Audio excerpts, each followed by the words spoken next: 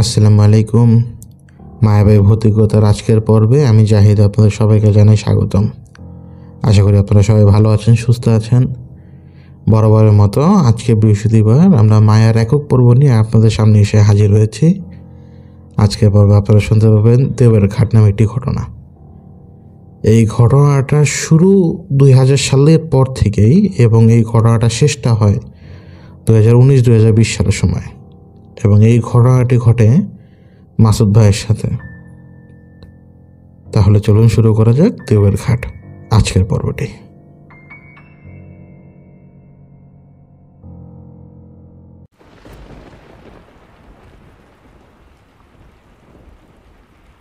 দুই হাজার সালের পরে যে কোনো একটা সময়, তখন এই ঢাকা শহরের বিন্যাসটা আরও বেশি বাড়ানোর জন্য রাজুক বেশ কয়েকটা প্রকল্প হাতে নেয়, এবং সেই সমস্ত প্রকল্পের কারণে কিছু কিছু পরিবার ভূমিহীন হয়ে পড়ে। মূলত তাদের জমি জমাটা তখন সরকারি সীমানার আওতাধীন চলে যায়, এবং ওই সময়ে রাজুক ক্ষতিপূরণ বাবদ টাকা পয়সা দেওয়ার সাথে সাথে প্লটও দিচ্ছিল যারা ক্ষতিগ্রস্ত হয়েছিল তাদের। এরকমই একটা সময়ে এখন আমি যার ঘটনা বলছি, মাসুদ, তার বাবার নামে একটা প্লট জারি হয়, ক্ষতিগ্রস্ত প্লট আর কি, যেটা রাজুক থেকে জারি করা হয়। তখন পত্রিকায় বিশাল একটা পেজে কে কে মানে সেই প্লটগুলো পেয়েছে, কারা কারা পেয়েছে, তাদের একটা নাম্বার থাকতো, অনেকগুলো সংখ্যার নাম্বার। তো মাসুদের বাবা মাসুদের কাছে পেপার নিয়ে এসেছিল, এবং তারা সবাই আগ্রহী ছিল প্রচণ্ড যে তাদের নাম্বারটা আসছে কিনা, এবং তারা আলহামদুলিল্লাহ নিজেদের নাম্বার খুঁজে পায় যে তারা প্লট পেয়েছে। এখনকার উত্তরা আবাসিক এলাকার মধ্যেই তাদের প্লটগুলো ছিল, তাদের একটা প্লট ছিল। কিন্তু দুর্ভাগ্যজনকভাবে মাসুদের বাবা মারা যাওয়ার কারণে এই জটিল ব্যাপারগুলো মাসুদের পরিবার হ্যান্ডেল করতে পারছিল না। আবার ওই সময় ছিল কি, কিছু সরকারি কাগজপত্রের ব্যাপার স্যাপার ছিল, খাজনা ছিল, অনেক যেরকম থাকে জমি জমা সংক্রান্ত যে সমস্ত ব্যাপারগুলো, এগুলোতে তারা হিমশিম খাচ্ছিল। টাকা পয়সার ব্যাপার ছিল, খাজনা দেওয়া, এটা সেটা। তো তারা একজনের সাথে ডিল করে, যে এরকম ডিল সবাই করেছে, আমি শিওর, যারা তখন পারেননি রিলেট করতে পারবেন আপনারা এখন, যে তারা একজনের সাথে ডিল করে যে অর্ধেক জমি আপনার, বাকি অর্ধেক আমাদের, আপনি আমাদের সমস্ত খরচ মানে বের করবেন। তো সেই লোক মৌখিক ডিল ছিল তাদের, বিশ্বাসের উপরে সব, এবং পাওয়ার অফ অ্যাটর্নি দ্বারা ওই লোক ওই পুরো জমিটা হাতিয়ে নেয়, এবং তাদেরকে খরচ চালানোর মতো টাকা পয়সা দিত আর কি। তো একটা সময় হলো কি, যে তার যে ফ্রডটা, পাওয়ার অফ অ্যাটর্নি নিয়ে যে ফ্রডের শিকার সে হয়, তার দরুন তারা জানতে পারে যে তাদের জমিটা, যেটা এখনও লিগেলি ভালোভাবে পাবলিশ পর্যন্ত হয়নি, এই জমি বিক্রি হয়ে গেছে। এখন পর্যন্ত তারা বুঝে উঠতে পারেনি কোনো কিছু, এই জমি বিক্রি হয়ে গেছে। তো তাদের মাথায় তো আকাশ ভেঙে পড়ার অবস্থা তখন, মানে শোকে এতটা ধাক্কা পায় মাসুদের মা, যে মাসুদের মা বেশ কয়েকদিন মানসিক ভারসাম্যটা হারিয়ে ফেলেন, এবং মানসিক ভারসাম্য হারানো অবস্থায় তিনি উন্মাদের মতো গালাগাল করতেন সবাইকে, এবং সবার মৃত্যু কামনা করতেন, সবাই যাতে মরে যায়, তিনি শুধু যাতে বেঁচে থাকেন। ছেলে মেয়েদের মৃত্যু কামনা করতেন, একসময় নিজেরও মৃত্যু কামনা করা শুরু করে দিলেন। মাসুদের মার এই অবস্থাটার মধ্যে দেখা গেল যে পরিবারে তখন অভাবটা ধীরে ধীরে হিট করা শুরু করলো। মাসুদের বাবার ব্যাংকে ওই সময় সম্ভবত 26,000 টাকার মতো ছিল, 2-3টা অ্যাকাউন্ট মিলিয়ে। এখন সেই টাকা দিয়ে তো আর বেশি দিন আপনি চলতে পারবেন না। তো ধীরে ধীরে অনেক কবিরাজে পানি পড়া হোক, তারা গ্রামে ছিল, তো অনেক কবিরাজে পানি পড়া হোক বা যেভাবেই হোক, ধীরে ধীরে মাসুদের মার মানসিক ভারসাম্যটা ফিরে আসে। মানসিক ভারসাম্যটা ফিরে আসার পরে মাসুদের মার মধ্যে একটা চেঞ্জ ছিল। তার হিসাবটা ছিল যে তাদের বিশ্বাস নিয়ে খেলেছে, যে তার এত বড় ক্ষতি করেছে, যে এখন পথে নামিয়ে দিয়েছে তাদের, একে সমূলে শেষ করে ফেলতে হবে। এখন সমূলে শেষ করে ফেলার তো দু একটা সহজ কথা না। এখান থেকে যে কেউ কারো মার্ডার করতে পারবে না সহজে।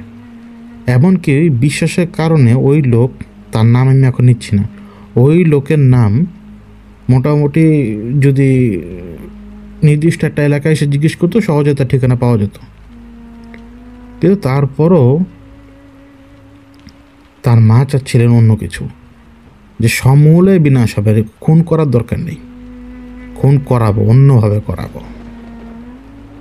তো ধীরে ধীরে ধীরে ধীরে মাসুদের মার এই অ্যাটিটিউডটা মাসুদের মধ্যে ঢোকা শুরু করে, এবং এই অভাব অনটন, ভবিষ্যতের চিন্তা, এই সব কিছু মিলিয়ে তার মাথা ধীরে ধীরে খারাপ হতে থাকে। তো এক সময় সে করলো কি, চিন্তা করলো যে বান মারবে বা জাদুটোনা করবে তারা। এখন বান বা জাদুটোনা করতে গেলেও যাকে করবে তার তো কিছু দরকার, এখন সেটা তারা ম্যানেজ করবে কিভাবে? নাম দিয়ে তো কিছু করতে পারবে না তারা, না জানে বাবার নাম, না জানে মায়ের নাম, শুধুমাত্র স্পেসিফিক ঠিকানাটা জানে যে এই এলাকায় গেলে এই লোকের নাম বললে তার বাড়ি দেখিয়ে দিবে। তো একজন কবিরাজের পরামর্শে মাসুদ ঢাকায় আসলো, ওইভাবেই ওই লোকের বাড়ির আশপাশে গেল। তারপরও কোনো রকম বাবার নামটা ম্যানেজ করলো, মা আমার নাম ম্যানেজ করতে পারেনি সে। মাসুদ আজকে এই কবিরাজ, কালকে ওই কবিরাজ, কালকে অমুক তমুক, এগুলো করতে করতে করতে করতে ফলও পাচ্ছিল না, এবং অভাবের সংসারটা ধীরে ধীরে ধীরে ধীরে ধীরে এত খারাপ অবস্থার দিকে যায় যে এক সময় মাসুদের মা মারা যান। আর মাসুদের একটা বোন ছিল, মাসুদের বোনকে পরে এলাকাবাসী মানে গ্রামের লোকজন মিলে বিয়ে সাথে দিয়ে দেয়। মেয়ের বয়স হয়ে গিয়েছিল 16-17 তখন, মাসুদের মা মারা যাওয়ার কারণে। তো এখন মাসুদ একা, কিন্তু ওই জিনিসটা থেকে সে বের হতে পারেনি যে এত বড় ক্ষতি আমাদের যে করেছে তাকে তো ছাড়বো না। মাসুদ তার চেষ্টাটা চালিয়ে যাচ্ছে বছরের পর বছর, বছরের পর বছর। শেষমেশ এক জায়গাটা খোঁজ পেল। কথাটা ছিল এরকম যে যেই ব্যক্তি মাসুদকে ওই স্পেসিফিক ব্যক্তির খোঁজ দিল, সে ব্যক্তি বলছে মাসুদকে যে তুমি যত কিছুই করো না কেন, তার মন না নিতে পারলে সে তোমার জন্য কিছুই করবে না। সে টাকা পয়সা খোঁজে না, সে কোনো কিছু খোঁজে না, সে একদম ছিমছাম ওই নির্দিষ্ট একটা এলাকা থাকে, দেখবে তার কোনো ঘর নেই, বাড়ি নেই, কোনো কিছু নেই। যদি তার মন জোগাতে পারো তাহলে সে তোমাকে তোমার সমস্যার সমাধান করে দেবে, কারণ আমি নিজে দেখেছি তার কিছু কেরামতি আছে। তো মাসুদ তো ধাক্কা ধুক্কা খেয়ে খেয়ে বুঝে গিয়েছে যে এই লাইনের অবস্থাটা কীরকম। তারপরও ওই অন্তরের কোনায় 1 ইঞ্চি পরিমাণ, মানে 1 বিন্দু পরিমাণ আশা নিয়ে সে ওই ব্যক্তির কাছে যায়। তো ব্যক্তির নাম শুধু মাঝি, সবাই এইটুকু জানে যে তার নাম মাঝি। সে নিজেকে মাঝি বলেই পরিচয় দেয়, এর বাইরে কোনো পরিচয় নেই তার। এবং তার বেশভূষা হচ্ছে মানে শুকনো গরনের, বয়স অনেক, মাথার চুলগুলো বড়, দাড়িগুলো বড়, চেহারা কালো, একদম লিকলিকে গরনের শরীর, কিন্তু অপরিষ্কার নয়, সে অপরিষ্কার নয়। সুন্দর একটা লুঙ্গি সে পরে এবং সাদা শার্টের মতো একটা কাপড় পরে সে, ফতুয়ার মতো, এবং তার সাথে থাকে সবসময় একটা বাজারের ব্যাগ। এটাই তো সম্বল। তো ওই নির্দিষ্ট এলাকায় যায়, ওইটা একটা মাজারের মতো এলাকা, কিন্তু ওই মাঝি কিন্তু ওই মাজারের মধ্যে ছিলেন না, তিনি মাজারের বাইরে একটা জায়গায় অবস্থান করছিলেন, একটা গাছের নিচে। তো ওই লোক তাকে দেখিয়ে দেয় যে ওই জায়গায় গেলে তুমি ওই যে মাঝি দেখো, মাঝি বসে আসছো। এখন মাঝির সাথে সে যখন প্রথম দিন কথা বললো, লাভ হয়নি। মাঝির কাছে যে সে যখন শুধু এইটুকু জিজ্ঞেস করলো আপনি কেমন আছেন, মাঝির সাথে সাথে পায়ের জুতো খুলে ছুঁড়ে মারো উপরে, আর বলে যে এখান থেকে দূর হও। আবার পরের দিন গেল, মানে একদিন পরে আবার গেল সে, একই রকম। এখন একদিন পরে আরেকবার সে কেন গেল? যেহেতু তাকে জুতো ছুঁড়ে মেরে অপমান করেছিল মাঝি। এটা পিছনে একটা কারণ আছে। মাসুদ যেটা রিয়ালাইজ করে যে যার কাছে যায় সে তার কাছে গেলে বলে বসেন, বলেন কি সমস্যা, কিন্তু আমি মাঝের কাছে গেলাম, মাঝে উল্টা আমাকে মানে তাড়িয়ে দিল। ঘটনা কি? তো তার মাথায় এই জিনিসটা ঢুকে যায় যে হয়তো মাঝের মধ্যে অ্যাবিলিটি আছে, মাঝি তার সমস্যার সমাধান করতে পারে। কারণ অন্য সব লোক সবসময় তার সাথে মিষ্টি কথা বলেছে, মাঝি প্রথম দেখাতে তাকে মানে একরকম বের করে দিয়েছে। একদিন পরে সে আবার যায়, আবারও তাকে অপমান করে, আবারও সে আরেকবার যায়, তার মুখে থুতো মারে। কিন্তু এই মাসুদ কিন্তু সেই জায়গায় যাওয়া বন্ধ করেনি। এইরকম হতে হতে হতে হতে একদিন মাসুদকে সে আর কিছু বলেনি। মাসুদ কথা জিজ্ঞেস করার পরও উত্তর দেয়নি, চুপচাপ বসে আছে চোখ বন্ধ করে। মাসুদ একটু সাহস করে বসলো এমনভাবে যে 2 পায়ের উপর ভর দিয়ে বসলো এবং হাতটা মাটির উপরে রাখলো, মানে একটু স্যারেন্ডার টাইপের ভাব। তো ওই মাঝে বলল, তুই যে পথে হাঁটতে চাস ওই পথ ভালো না, তুই ওই পথে যাস না, তোর একটা মাত্র বোন আছে, তোর সমস্ত জিন্দগি ধ্বংস হয়ে যাবে, তুই ওই পথে যাস না। তো মাসুদ তো অবাক, আমি কিছু বললাম না, আমার ব্যাপারে জেনে গেছে, ঘটনা কি? মাসুদ মানে বাবা বলে পায়ের ধারে বসে পড়ে, বসে পড়তে পড়তেই ওর চোখ দিয়ে পানি চলে আসে। ও 1 মিনিটের মধ্যে বলে দেয় যতটুকু পেরেছে যে কী রকম ধোঁকার শিকার হয়েছে সে, আর তার বাবা কিভাবে মারা গেল, মা কিভাবে মারা গেল। এখন মা মারা যাওয়ার আগ পর্যন্ত সে চেয়েছে তার বিচার হোক, তাকে সে শিক্ষা দেখ। কিন্তু আমি মা বেঁচে থাকা অবস্থায় কিছু করতে পারিনি। আমার বোনটা পর্যন্ত এখন বিয়ে হয়ে গেছে, আমি এখন একা। আমার মাথায় শুধু একটা জিনিসই আছে যে আমি ওকে যেভাবে পারি ওরা শিক্ষা দিতে হবে, নাহলে আমার কোনো শান্তি নেই। তো মাঝে কেন যেন আছে কিছু বললো না ওকে, চুপচাপ শুনলো কথাটা। কিন্তু প্রায় 1 ঘন্টা বসে থাকলো সেইখানে, মাঝিও কোনো কথা বলে না, মাসুদও কোনো কথা বলে না। একটা সময় মাসুদ প্রায় 2 ঘন্টার মতো সময় চলে যাওয়ার পরে, অনেক রাত হয়ে যাওয়ার পরে মাসুদ করলো কি, উঠে দাঁড়ালো এবং এইটুকু বললো মাঝিকে যে আমি আজকে আসি, আমি আসছিলাম আপনার কাছে সাহায্যের জন্য। তো এই কথা বলে মাসুদ যখন চলে যাবে ওই সময় মাঝি ডাক দিল, আয় দাঁড়া।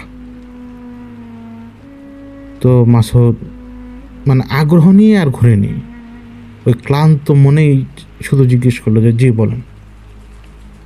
মাঝি বলল, আমার জন্য কি আনতে পারবি বল। তো মাসুদ বলল যে আপনি কী চান? তখন মাঝি বলল, তুই আমার জন্য এমন কিছু নিয়ে আয় যে জিনিস সংগ্রহ করতে যে তোর সবচেয়ে বেশি কষ্ট হবে, তাহলে আমি তোকে একটা বিদ্যা শেখাবো। কিন্তু বলে রাখি, যে জিনিসটা তুই আমার জন্য সংগ্রহ করবি সেটা সংগ্রহ করতে তোকে তীব্র কষ্ট পোহাতে হবে, এবং যে বিদ্যা আমি তোকে শেখাবো সেই বিদ্যা শেখার পরে তোর জানের ওপর কিন্তু বিপদ ছেয়ে যাবে। যেটাই করিস না কেন ভেবে চিন্তা কর।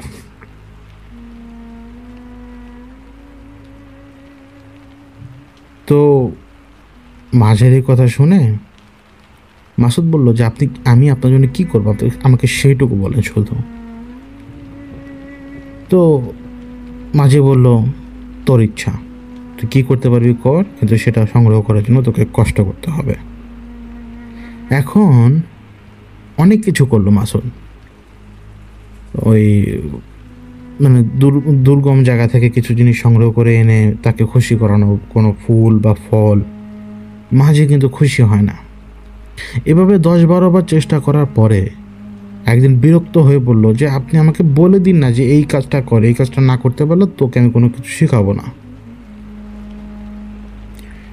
তখন মাঝি বলল, তো তোর হাতের একটা আঙ্গুল কেটে আমাকে দিয়ে দে, পারবি? তো এই কথা শুনে মাসুদ একটু থতমত খেয়ে যায়। তো মাঝি বলছে তখন, দেখ তোকে আমি বলতে পারি যে তুই গোরস্থান থেকে এটা নিয়ে আয়, তুই শ্মশান থেকে এটা নিয়ে, এটা তো একদম সহজ, এটা তো করতে তো কোনো কষ্ট হবে না। কিন্তু যদি তুই তোর নিজের আঙ্গুল কেটে আমাকে দিস, সেই কাটার যে কষ্ট, এই কষ্ট যদি তুই সইতে পারিস, তাহলে এই বিদ্যা প্রয়োগ করে তুই বেঁচেও যেতে পারবি। তুই এই বিদ্যার ব্যাপারে কিছু জানিস না। এখন ভেবে দেখ, তুই যদি তোর আঙ্গুল আমাকে দিতে পারিস তাহলে বিদ্যা তুই পাবি। তো মাসুদ জিজ্ঞেস করলো যে এইখানে আঙ্গুল দেওয়ার সাথে বিদ্যার সাথে সম্পর্ক কি? মাঝি আবারও বলল, তোকে তো আমি বলেছি যে বিদ্যা তুই শিখতে চাস, সেই বিদ্যার পিছনে তোকে ভয়ানক শ্রম দিতে হবে, ভয়ঙ্কর কষ্ট পোহাতে হবে, যেই কোনো কিছু হতে পারে তোর সাথে। যদি তুই এই আঙ্গুল হারানোর কষ্ট সইতে পারিস তাহলে অবশ্যই তুই সেই কষ্ট থেকে বেঁচে যাবি, তোর জানের উপর থেকে বিপদ যেটা থাকবে সেটাও সরে যাবে। কিন্তু তুই যদি এটাতেই ব্যর্থ হয়ে যাস তাহলে তুই সেই বিদ্যা প্রয়োগ করতে পারবি না এবং তুই ব্যর্থ হয়ে যাবি।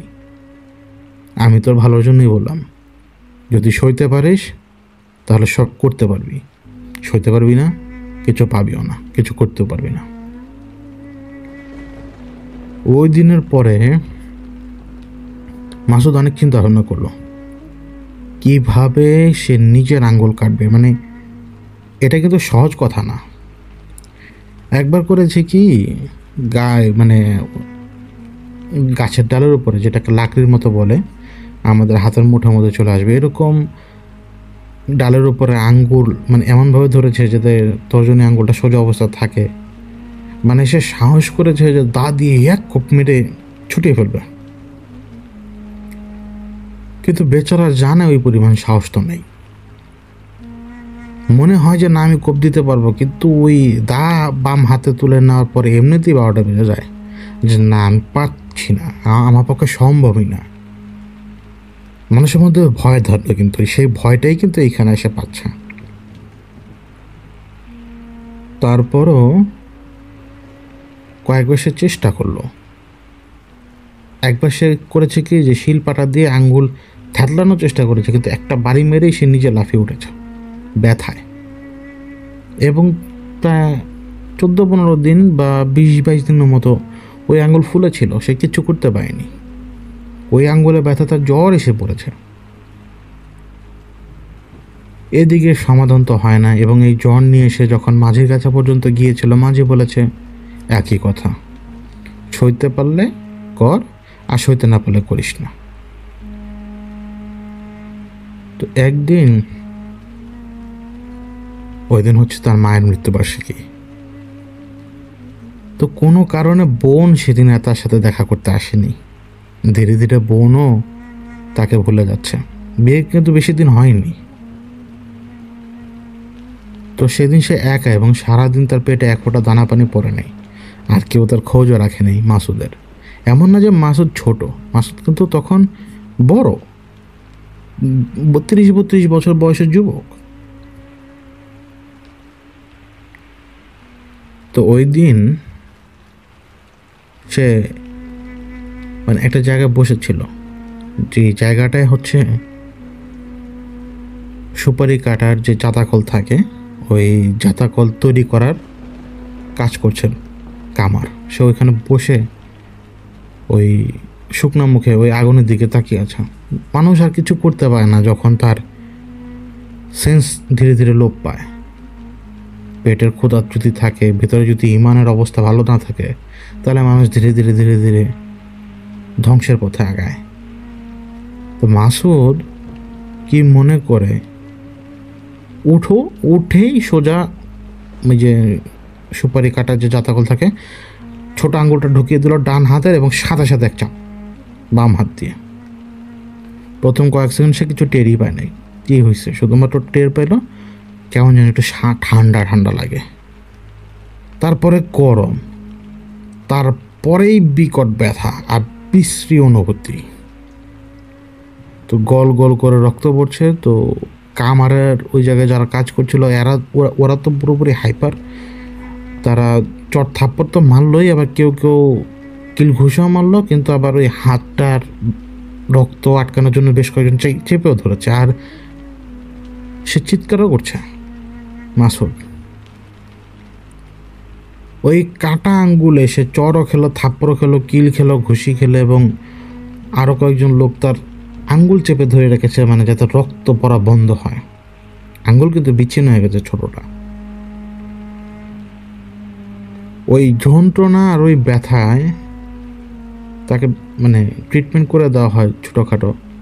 ওই যন্ত্রণা আর ব্যথায় তার মনে হচ্ছে যে তার পুরো হাতের আগাটা, মানে কবজি পরিমাণ অংশটা বোধ চলে গেছে, মনে হচ্ছে ফুলে ট্যামা হয়ে পাথরের মতো ওজন হয়ে গেছে। কিন্তু সেই যন্ত্রণা নিয়ে ওই মাঝের কাছে যায় কিন্তু মাসুদ। এত কিছুর মধ্যে কিন্তু সে কাটা আঙ্গুলটা নিতে পারেনি। তো মাঝের কাছে যেয়ে ওই ভাঙা গলায়, মানে ওই জ্বর চলে আসে শরীরে, পেটে কিছু পড়ে নেই। তো মাঝের কাছে যেয়ে মাঝেকে বলে যে আমি তো আনতে পারি নাই, কিন্তু এই যে দেখেন, এই যে সইতে পারলাম আমি, এই যে সইতে পারছি আমি, এখন কি আমাকে শিখাবেন?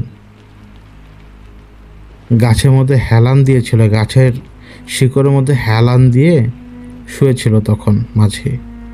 তো মাঝে উঠে বসে, তখন উঠে বসে এবং তার ওই যে বাজারে ব্যাগের মতো ওইটার মধ্যে সে হাত ঢুকায়, একটা কি যেন বের করে, সেটার ভিতর থেকে শুকনো পাতার মতো কি যেন বের করে। তার কাছে একটু পানি ছিল, ছোট্ট একটা ওই মালসার মতো, ওটার মধ্যে থেকে একটু পানি সে নিয়ে মাসুদকে খেতে বলে, ওই পাতার গুঁড়ো সহ। এবং ওই মাজারের পাশের এলাকাতে, যেখানে যে মাঝে অবস্থান করছিলেন, মাঝের কাছেই জ্বরে বেহুশ হয়ে পড়ে মাসুদ। এখন সুস্থ হতে হতে মাসুদের প্রায় সময় লেগে যায় 1 মাসের মতো। এই সময়টুকুর মধ্যে ওই মাঝি তাকে বলে যে পথে তুই আগাবে, সেই পথে আগানোর আগে তোকে আরও অনেক পরীক্ষা দিতে হবে। সবার আগে তোর নিজের অন্তরে ভয়কে গায়েব করতে হবে, সেই সাথে তোর নিজেকে শক্তিশালী করতে হবে। এখন তুই এটা কীভাবে করবি?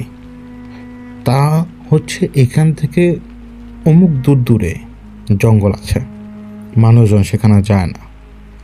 তুই একটা কোদাল দিয়ে সেখানে কবর খুঁড়বি, ওই কবর খুঁড়ে ওই কবরের মধ্যে বসবাস করবি 21 দিন। এবং এই 21 দিন যখন তুই কবরের মধ্যে বসবাস করবি, যে মাটি তুই কেটেছিস, কবর থেকে তুলেছিস, সেই মাটি দিয়ে তোর 40 হাত দূরত্ব বরাবর তুই মাটি ছড়িয়ে ছড়িয়ে ছড়িয়ে দিয়ে গোলক একটা বৃত্ত করে নিবি। তুই এই বৃত্তের বাইরে যাবি না। তার মানে কবরে তুই থাকবি, সেখানে তুই সব কিছু করবি। তো বাইরে যাওয়া দরকার পড়লে তুই কবর থেকে বের হয়ে তুই 10-15 হাত দূরে যেয়ে সেটা কাজ সেরে আবার ফিরে আসবি।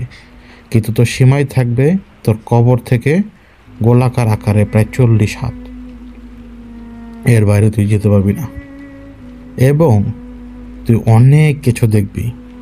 মনে রাখবি, ওরা এই 40 হাত সীমানার মধ্যে আসবে না। অনেক কিছু শুনবি, কিন্তু কোনো কিছুর প্রতি ভ্রুক্ষেপ করবি না। এরপরে মাসুদকে তিনি, সেটা যেটাই হোক, মাঝে মাসুদকে একটা মন্ত্র দেয়। তো মাসুদ করলো কি, সেখান থেকে চলে যায় এবং মাঝে তাকে কিছু টাকা পয়সা দেয়, দিয়ে বলে যে প্রথম কয়েকদিন পরে তোরা ক্ষুধা লাগবে না, তো এই কয়েকদিনে খাবার তুই নিয়ে যা, শুধু ফল খাবি, এর বাইরে কোনো কিছু খাবি না। পানি দরকার পড়বে তোর পানি ব্যবস্থা হয়ে যাবে। বৃষ্টি হবে, সে পানি ধরে রাখবি। একটা ছেলের বেশি পানি দরকার পড়ে না, শুধুমাত্র গলা ভেজানোর জন্য পানি ব্যবহার করবি, অন্য কোনো কাজে পানি ব্যবহার করবি না।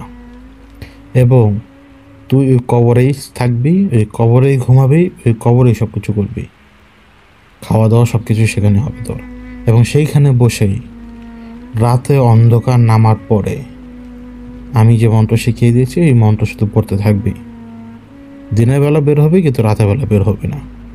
তোকে আবারও সাবধান করি, তুই যে জায়গায় বসে আসন পেতে সাধনা করবি, তার আশপাশে 40 হাত সীমানা ওই কবরের মাটি দিয়েই তুই কিন্তু বন্ধ করে রেখেছিস, ওটার বাইরে তুই যেতে পারবি না।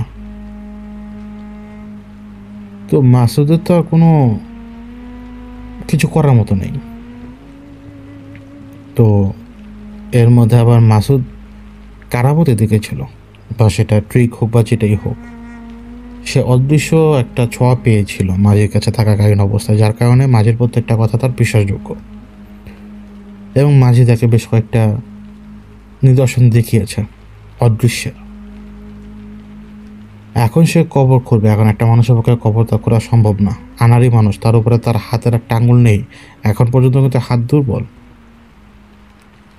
তারপরে সে কোনো রকম ঘুরে, এবং এই খোঁড়ার আয়তনটা ছিল তা সে যদি এখন কবর প্রায় 1 হাতের মতো করেছে। আর সে খুঁড়তে পারে না, আর খুঁড়তে পারবে না, হাতে প্রচণ্ড ব্যথা করছে তার। এদিকে ধীরে ধীরে অন্ধকার ঘনিয়ে আসছে, আর যতটুকু মাটি ছিল অতটুকু মাটি সে ছিটিয়ে ছিটিয়ে ছিটিয়ে ছিটিয়ে ওই 40 হাত হিসাব করে ছিটিয়ে দেয়। ছিটিয়ে দেওয়ার পরে এবার সে কবরের ঠিক পাশে বসে অপেক্ষা করতে থাকে। ওর কাছে এমন লাগছিল যে চারপাশটা কেমন যেন, সে তো লোকালয় থেকে দূরে, চারপাশটা কেমন যেন নীরব, মানে এখানে কোনো মানুষ থাকে না। এখানে কারা থাকে সেটা জানে না, কিন্তু থাকে কারা? কারণ বন জঙ্গল একদম আবাদ করা, মানুষ তো নেই, তার মানে এখানে অন্য কিছু আছে। তারা আছে যারা অদৃশ্যের লোক। মাসুদ ওই কবরের পাশে, নিজে যে কবরটা খুঁড়েছে ওই কবরের পাশে হাঁটু ভাঁজ করে বসেছিল। অন্ধকার নেমে গেছে, এবং ধীরে ধীরে ধীরে ধীরে ঝিঝি পোকা সহ বন জঙ্গলের পোকামাকড়ের শব্দ শুরু হলো। তো মাসুদ করলো কি, না দাঁড়িয়েই আস্তে করে নেমে গেল, মানে হাতে ভর দিয়ে উল্টো হয়ে পিঠটা নামিয়ে দিয়ে সে মাটিতে নেমে পড়লো, কারণ এখানে মাটিতেই শুয়ে থাকতে হবে তাকে। এখন যখন সে মাটিতে শুয়েছে, সামনের দিকে তাকালো, ওপরে সব অন্ধকার হয়ে এসছে গাছার কারণে। আলো যতটুকু ছিল তার পায়ের দিক থেকে আসছে, সেই আলোটা ধীরে ধীরে নিভে যাবে, কারণ আকাশের আলো বেশিক্ষণ থাকবে না আর। তার কাছে কেমন জানি লাগলো, মনে হচ্ছে তার দম বন্ধ হয়ে আসবে। এমন একটা অনুভূতি মাসুদের, যে মনে হচ্ছে যে এইখানে প্রচণ্ড শান্তি। এই যে 1 হাত নিচে যে সে অবস্থান করছে, কোনো ঝিঝি পোকার শব্দ নেই, কোনো কিছু নেই, প্রচণ্ড আরামের জায়গা এটা। ডান দিকে ঘুরলেও ঠান্ডা লাগবে, বাম দিকে ঘুরলেও ঠান্ডা লাগে, মানে একটা শীতল পরশ, আর খুব শান্তি। মানে এত শান্তি লাগলো তার, কখন যে সে ঘুমিয়ে গেছে নিজেও জানে না। এবং তার ঘুম ভাঙে রাতের বেলা কখন এটা সে নিজেও জানে না, কারণ সময় দেখার মতো কোনো বস্তু তার কাছে নেই। চারপাশে ঘুটঘুটা অন্ধকার, কিন্তু ওই যে সে যতক্ষণ পর্যন্ত শুয়েছিল সে কোনো শব্দ পায়নি, কিন্তু যখন সে বসলো তখন তো তার মানে শোল্ডারের উপর থেকে মাথাটা তো তখন ওই কবরের সীমানার বাইরে। সে এখন পুরো জঙ্গলের শব্দ তার কানে ঢোকা শুরু হয়ে গেল, ঝিঝি পোকার শব্দ, এটার শব্দ, কিন্তু এর মধ্যে একটা শব্দ, সেটা হচ্ছে কি জানি পায়ে হাঁটছে।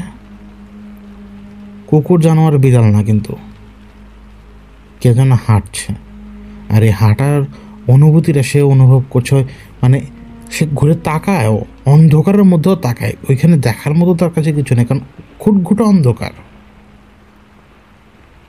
কিন্তু সে অনুভব করছে, সে ট্র্যাক করতে পারছে যে এই দিক দিয়ে হেঁটে যাচ্ছে, এবং যে হেঁটে যাচ্ছে সে মাসুদের দিকে তাকিয়ে আছে।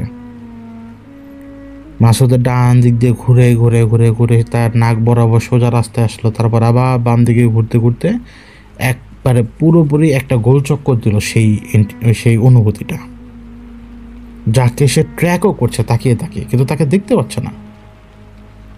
চোখ দেখে না, কিন্তু অন্তর্বল ওই জায়গায় আছে সে।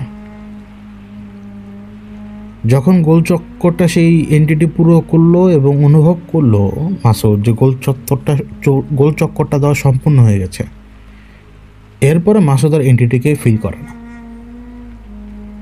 এরপরে অনেকক্ষণ কোনো শব্দ নেই, কোনো কিচ্ছু নেই, পেটে ক্ষুধাও নেই, যেহেতু পেটে ক্ষুধা নেই, তখন সে করলো কি, ওই মাঝির যে মন্ত্র সেটা সে আওড়াতে লাগলো।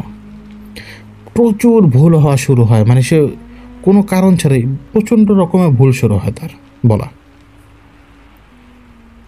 কি মনে করে সে যখন শুয়ে পড়ে কবরের মধ্যে শুয়েই যখন সেই মন্ত্র পড়ার চেষ্টা করে, তখন হঠাৎ তার মনে কি যেন তার গলা টিপে ধরেছে, এবং সে সাথে সাথে উঠে বসে। সাথে সাথে উঠে বসার পরে ওই হাঁপানো অবস্থায় ভালো করে খেয়াল করলো যে আসলে তার গলার কাপড়টাই কেমন যেন ফাঁসের মতো হয়ে গেছে। সাথে সাথে নিজের কাপড়টা সে খুলে ফেলে, মানে উপরের কাপড়টা, যেটা মানে উপরের অংশ ঢাকা থাকে আমাদের যে কাপড় দ্বারা, ওই কাপড়টা সে খুলে ফেলে। কিন্তু যখন এই কাপড়টা সে খুলে ফেলে, তার তো মন্ত্র পড়ার মধ্যে বাধা এসেছে। তখন সেটা হাসি শুনতে পায়। এই হাসিটা বহু দূর থেকে আসে। তো ওই হাসিটাকে সাথে সাথে যে দিক থেকে হাসিটা ভেসে আসলো, ওই দিকে সাথে সাথে তাকায় মাসুদ। ওই অন্ধকারের মধ্যে সে অনুভব করছে যে ওইখান থেকে, ওই 40 হাত না, আরও অনেক হাত দূর থেকে কে যেন গাছের মগডালে বসে তার দিকে তাকিয়ে হাসছে।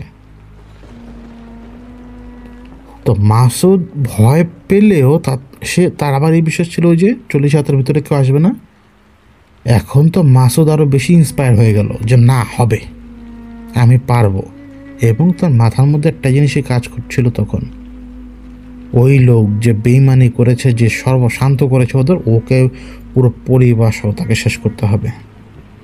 আবার যখন এই কথা সে চিন্তা করছিল, অনেক সময় দেখবেন যে আমি রেকর্ড করার সময় টিকটিকি টিকটিক করে, এইরকম টিকটিক শব্দ ভেসে আসে দূর থেকে। কিন্তু ওই টিকটিক শব্দটাও ছিল এরকম, ঠিক ঠিক ঠিক, টিকটিকির মতো না কিন্তু। তো ওই দিন আরও কিছুক্ষণ সে চেষ্টা করলো মন্ত্র পড়ার, কিন্তু তার হলো না। এইভাবেই প্রায় 4 দিন সে পার করে, এবং 4 দিন সে পার করার পরে, মানে এই 4 দিন কিন্তু এগুলোই হচ্ছিল। সে কাউকে ট্র্যাক করছে, কেউ দূর থেকে তাকে দেখছে, এইটুকুই, এগুলোর মধ্যেই সব কিছু। 5ম দিন মানে অন্ধকার ঘনিয়ে যাওয়ার পরে তার কেমন যেন লাগলো, মানে এতগুলো বছরে কখনো মাসুদ অনুভব করেনি, মানে কামনা বাসনা সে কোনোদিন অনুভব করেনি, কিন্তু হঠাৎ সেদিন সে প্রচণ্ড কামনা বাসনা অনুভব করলো। মানে তার কেমন যেন লাগছে। তো কবরের মধ্যে শুয়ে ডান কাত হয়ে ওই মন্ত্র বিড়বিড় করতে করতে করতে করতে হঠাৎ তার মনে হলো যে কেউ তার উপরে চড়ে বসেছে, এবং ওই সঙ্গম করছে কেউ তার সাথে। ওই 4-5 মিনিট ওই ঘরের মধ্যে থাকার পরে হুট করে ওর হুঁশ আসে, যখন ওর শরীরে সেই কামনা বাসনা একদম গায়েব হয়ে যায়, এবং হুঁশ আসার সাথে সাথে সে লাফিয়ে ওঠে। কিন্তু সে অনুভব করলো যে তার নিচের কাপড়টা সরানো ছিল। ওই সময়ে ঠিক তার নাক বরাবর, সে তো 2টা পা দিয়ে এখন বসা, তার পাগুলো তো সোজা, ওই নাক বরাবর ওই 40 হাত ডিস্টেন্সের ওই জায়গা থেকেই একটা মেয়ে তাকে ডাক দেয় এবং বলে, ওই সাধনা না করে তুমি উঠে চলে আসো। তো এই প্রথমবার এরকম কথা শুনে ও তো ভয় পেয়ে যায়। মাসুদ সাথে সাথে করে কি, নিজেকে আড়াল করার চেষ্টা করে। তো আড়াল করার যখন চেষ্টা করে, কবরের মধ্যে যখন সে আবার শুয়ে পড়ে এবং নিজেকে মানে আড়াল করার চেষ্টা করে, তখন উপরের চারপাশে কি হচ্ছে সে তো সেটা শুনতে পাচ্ছে না। মাটির গুঁড়া এসে পড়তে শুরু করে ওর উপরে। এখন এই মাটির গুঁড়োগুলো একটা দুটো করে আস্তে আস্তে ধীরে ধীরে ধীরে ধীরে ওই শিলার বৃষ্টির মতো বাড়তে থাকে। তো একটা সময় যখন আবার সে উঠে মানে মাথা চালা দেওয়ার চেষ্টা করে, তখন সে শুনে যে প্রচণ্ড, মানে যখন এই কবরের উপর থেকে তার মাথাটা ওঠে, সাথে সাথে সব শব্দ তার কানে ঢোকে, প্রচণ্ড হাসি তামাশার কান্নার শব্দ। এই বনে কোনো মানুষই থাকে না, তাহলে হাসি কান্না কে কাঁদে? গায়ের মানে শরীরের পশম দাঁড়িয়ে যাবে, এত অন্ধকার। কিন্তু দূরে, আরও দূরে যদি নজর যায়, গাছপালার ফাঁকে চাঁদের আলো কিন্তু তখন দেখা যায়, কিন্তু ওই জায়গাটা এতই ঘন উপরের দিক দিয়ে চাঁদের আলো এখানে এসে পৌঁছায় না। ওই দিনের পরে আরও কয়টা দিন কাটে। এর মধ্যে একদিন সে কবরের মধ্যে শুয়ে আছে, সে চিন্তা করছে কি করবে কি করবে কি করবে। হঠাৎ তার আবার চোখ লেগে আসে। তার যখন চোখ লেগে আসে, সে স্পষ্ট অনুভব করে কারা যেন তাকে জীবন্ত কবর দেওয়ার চেষ্টা করছে। এবং প্রথমে তার পা ভার হয়ে আসে, তার পায়ের উপরে এক গাদা মাটি পড়ে যায়, যার কারণে সে তার পা ছোটাতে পারছে না। ধীরে ধীরে সেই মাটি কোমর পর্যন্ত চলে এসে তার গলা পর্যন্ত চলে এসেছে। সে তাকিয়ে দেখার চেষ্টা করছে কে করছে কে করছে। তখন এই অন্ধকারের মধ্যে সে দুটো চোখ দেখতে পায়। স্বপ্নের মধ্যে সে অন্ধকার দেখছে এবং দুটো সে চোখ দেখতে পায়। সে বাঁচার আকুতির চেষ্টা করছে, সব কিছু করছে। যখন তার এই হুঁশটা ফিরল, সে আসলেই তার গায়ের উপরে মাটি ছিল। সে ওঠার চেষ্টা করছে প্রচণ্ড জোর দিয়ে, কীভাবে যেন সে উঠলো। উঠে সে তো তার কানে প্রচণ্ড শব্দ আসছে, শব্দ মানে ভয়ঙ্কর শব্দ। সেই কবর থেকে উঠলো এবং সে শুধু দৌড় দিল। গাছের সাথে বাড়ি খেয়ে পড়ে, উষ্টা খেয়ে পড়ে। কেউ তার পিছনে দৌড়াচ্ছে, বলছে ধর ধর ধর ধর ধর, আজকে রাজভোগ হবে, আজকে রাজভোগ হবে, ধর ওকে ধর, এইরকম কথাবার্তা। সে শুধু দৌড়ায়, গাছের সাথে বাড়ি খায়। তার একটাই লক্ষ্য, দূরে যে সে চাঁদের আলো দেখতে পাচ্ছে সে সেইখানে যাবে। ধাক্কা খেয়ে গাছের সাথে এটা সেটা। তারপরে সে যখন ওই জঙ্গল থেকে সে বেরিয়ে একেবারে সোজা চলে আসে, তখন তার সামনে নদী।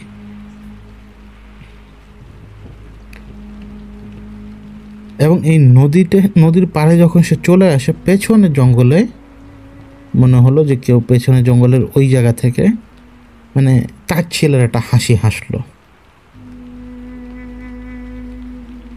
তো ওই রাত সে ওইখানে কিভাবে কাটিয়েছে এটা সেই জানে, তার আল্লাহ জানে।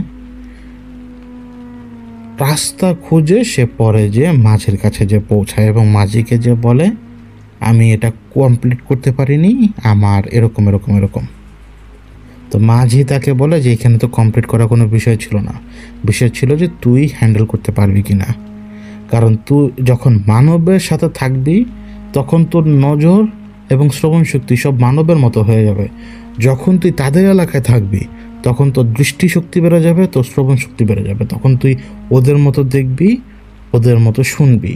এবং ওদের মতো যদি না দেখতে পারিস, ওদের মতো যদি না শুনতে পারিস, তাহলে তুই কিন্তু মূল কাজ কখনো করে আগাতে পারবি না।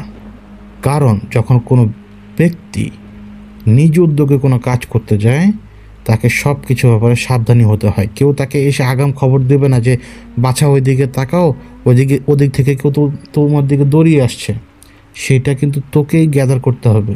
সেই দৃষ্টিশক্তি তোর থাকতে হবে এবং সেই শ্রবণ শক্তিও তোর থাকতে হবে। এই জন্যই আমি তোকে ওখানে পাঠিয়েছি।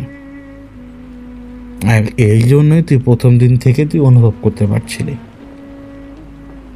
তা মাসুদ বুঝতে পারলো এখন ব্যাপারটা। এবার সব ধরনের জ্ঞান তাকে দেওয়া হলো এবং মাসুদের কাছ থেকে শুধু ওই লোকের ব্যাপারে কিছু কথা জানতে পারলো, যে লোক তাদের সাথে চিটিং বাটপাইটা করেছে। তো মাঝি বলল যে ঠিক আছে, তোকে আমি অমুক দিন ফাইনালি কিছু জিনিস দিয়ে দেবো এবং এটা তুই ব্যবহার করবি এবং তোকে কি কি করতে হবে সেটা আমি বলে দেব। এখন মাসুদকে উনি বললেন যে তুই আপাতত আমার থেকে তুই 3 দিনের জন্য দূরে সরে যা। তো মাসুদ নিজের বাড়িতে ফিরে আসে এবং 3 দিন পরে আবার যে মাঝির কাছে যে পৌঁছায়। ওই মাঝি মাসুদের জন্য কিছু জিনিসপত্র রেখেছিল। মাসুদ মাঝির কাছে যাবার পরে মাঝি মাসুদকে বলে, অমুক নির্দিষ্ট দিন তুই এই এলাকা থেকে অমুক এলাকায় চলে যাবি। ওই এলাকায় একটা নদী আছে। তোকে করতে হবে কি, ওই অমুক নির্দিষ্ট দিনে নদীর ঘাটে তুই আশপাশে নৌকা পাবি অনেক ছোট ছোট, তোকে একটা ছোট নৌকা চুরি করতে হবে। ওই সময় নদীতে বান থাকবে না, তোকে মাঝ নদী পর্যন্ত যেতে হবে এবং মাঝ নদী পর্যন্ত যাওয়ার সময় তুই এটা বলতে বলতে যাবি, মানে এটা মন্ত্র বা যেটাই হোক, এটা বলতে বলতে তুই যখন মাঝ নদীতে যাবি, মাঝ নদীতে যাওয়ার পরে তুই কিছুক্ষণ চোখ বন্ধ করে শুধু এই মন্ত্র পড়বি। ততক্ষণে তুই হারিয়ে যাবি। হারিয়ে যাবার পর এখন তোর সামনে আর কোনো দিক ঠিক থাকবে না, তুই চিনতে পারবি না তুই কোন জায়গা থেকে এসেছিস। এখন তুই শুধু সেই মন্ত্রই পড়তে থাকবি এবং তুই চেষ্টা করবি বাম দিকে চাপার। একটা কথা মনে রাখবি, যখন তুই নদীর বাম দিকে কোনো শাখা দেখতে পাবি, যেটাকে শাখামুখ বলে নদীর, যেদিক দিয়ে নদীর শাখা চলে গেছে, তোকে সেদিকেই ঢুকতে হবে। তুই মাথায় রাখিস তুই হারিয়ে যাবি মন্ত্র পড়ার কারণেই, এবং মন্ত্র পড়ার কারণেই তোর সামনে অন্য রাস্তা খুলে আসবে। তুই যেদিকে যাবি সেটা হচ্ছে দেওয়ের ঘাট। দেও হচ্ছে পানির জীব এবং সবচেয়ে বেশি শক্তিশালী। যখন ওরা পানিতে থাকে তখন ওরা পূর্ণাঙ্গ শক্তিতে থাকে, আর যখন ওরা মাটির উপরে চলে আসে তখন ওরা বিকট ষাঁড় বা মহিষের রূপ নেয়। একটা ব্যাপার তোকে আমি সাবধান করে দিচ্ছি, দেওয়ের সাথে কোনো রকমের পাঙ্গা নিবি না। কারণ যদি তুই দেওয়ের সাথে পাঙ্গা নিতে যাস, যদি তুই দেওকে না বোঝাতে পারিস, দেও 1 সেকেন্ড সময় নেবে না, তোকে ওখানে মেরে তোকেই ওইখানে জিন্দা খেয়ে ফেলবে। তুই যে এলাকায় যাবি, নদীর বাম দিকে শাখামুখ দিয়ে ঢোকার পরে তুই নৌকা বৈঠায় একটা লাগামও দিবি না, তুই নৌকার ভার ছেড়ে দিবি। নৌকা যদি কোথাও যে থামে তখন তুই শুধু অপেক্ষা করবি, তারা আসবে তোর কাছে। তারা আসার পরে তোর ফরিয়ে তাদেরকে শোনাবি। এখন এমনি এমনি তো সে এত জন্য কিছু করবে না, তাকে তোকে খুশি করতে হবে। যখন তোর নৌকা থেমে যাবে, তোর নৌকা সামনে যাবে না, বামে যাবে না, ডানেও যাবে না, তখন তুই তোর ব্যাগ থেকে খরগোশের মাংসের টুকরো ফেলবি। এই যে আমার কাছে খরগোশের মাংসের টুকরো, এটা এখন যেই ভাবে রাখা আছে এইভাবেই থাকবে, এবং এতদিনে এই খরগোশের মাংস পচে যাবে, এবং দেওদের এই পচা খরগোশের মাংসের গন্ধ অনেক বেশি আকর্ষণ করে। মনে রাখবি, দেওকে তোকে খুশি করতে হবে। দেও খুশি হলে দেও তোর কাজ করে দেবে। আমি আবারও বলি, সব কিছু তোকে করতে হবে। এবার তুই ভেবে দেখ তুই এই পথে যাবি কিনা। কিন্তু মনে রাখিস, নদীর মাঝখান থেকে কিন্তু তুই হারিয়ে যাবি। তুই কিন্তু নিজেও জানিস না তুই কোথায় যাচ্ছিস আর কোথায় যে ঠিকবি তুই। মাসুদ আর এত কথার পাত্তা দেয়নি। মাসুদ করলো কি, আপনি আমাকে যা দিবার দেন, এক কথায় বলে ফেললো। মাসুদ মাঝির কাছ থেকে সব কিছু বুঝে শুনে নিয়ে ওই খরগোশের মাংস একটা বাটির মধ্যে ছিল, ওই বাটির মধ্যে ওই খরগোশের মাংস নিয়ে সে চলে আসে এবং নির্দিষ্ট দিন পর্যন্ত সে অপেক্ষা করতে থাকে। এবং নির্দিষ্ট দিন ওই নদীর পাড়ে যে পৌঁছায় এবং চারপাশে মানে খুব ভালোভাবে নজর রাখে যে কীভাবে সেটা নৌকা ম্যানেজ করবে রাতের বেলা। এবং একদম ঘুটঘুটা মাঝরাত তখন সে একটা নৌকা ম্যানেজ করতে পারে এবং নৌকার দড়িটা ছিঁড়ে সে নৌকা বাইতে শুরু করে। এবং নৌকাটায় সর্বোচ্চ 2 জন মানুষ থাকতে পারবে, মানে এতটুকু আয়তনে একটা নৌকা। এই নৌকা নিয়ে সে নদী বাইতে শুরু করলো এবং মাঝি যে তাকে বলেছিল যে নদীতে বান থাকবে না, আসলে ঠিক নদী পুরোপুরি শান্ত সেদিন। তো নদী সে বাইছে এবং নদীর পথ ধরে সে এগোচ্ছে। একটা সময় সে মাঝ নদীতে এসে পড়ে, যখন মানে এই রাতের বেলা 2 পাড় আসে দেখতে পাচ্ছে না। সে ভালো করে বারবার খেয়াল করার পরে সে শিওর হলো যে হ্যাঁ, আমি এখন নদীর মাঝে আছি। তো আগে থেকে তো সে একটা মন্ত্র পড়ছিল, এবার সে মন্ত্র বদলে আরেকটা মন্ত্র পড়তে শুরু করলো চোখ বন্ধ করে।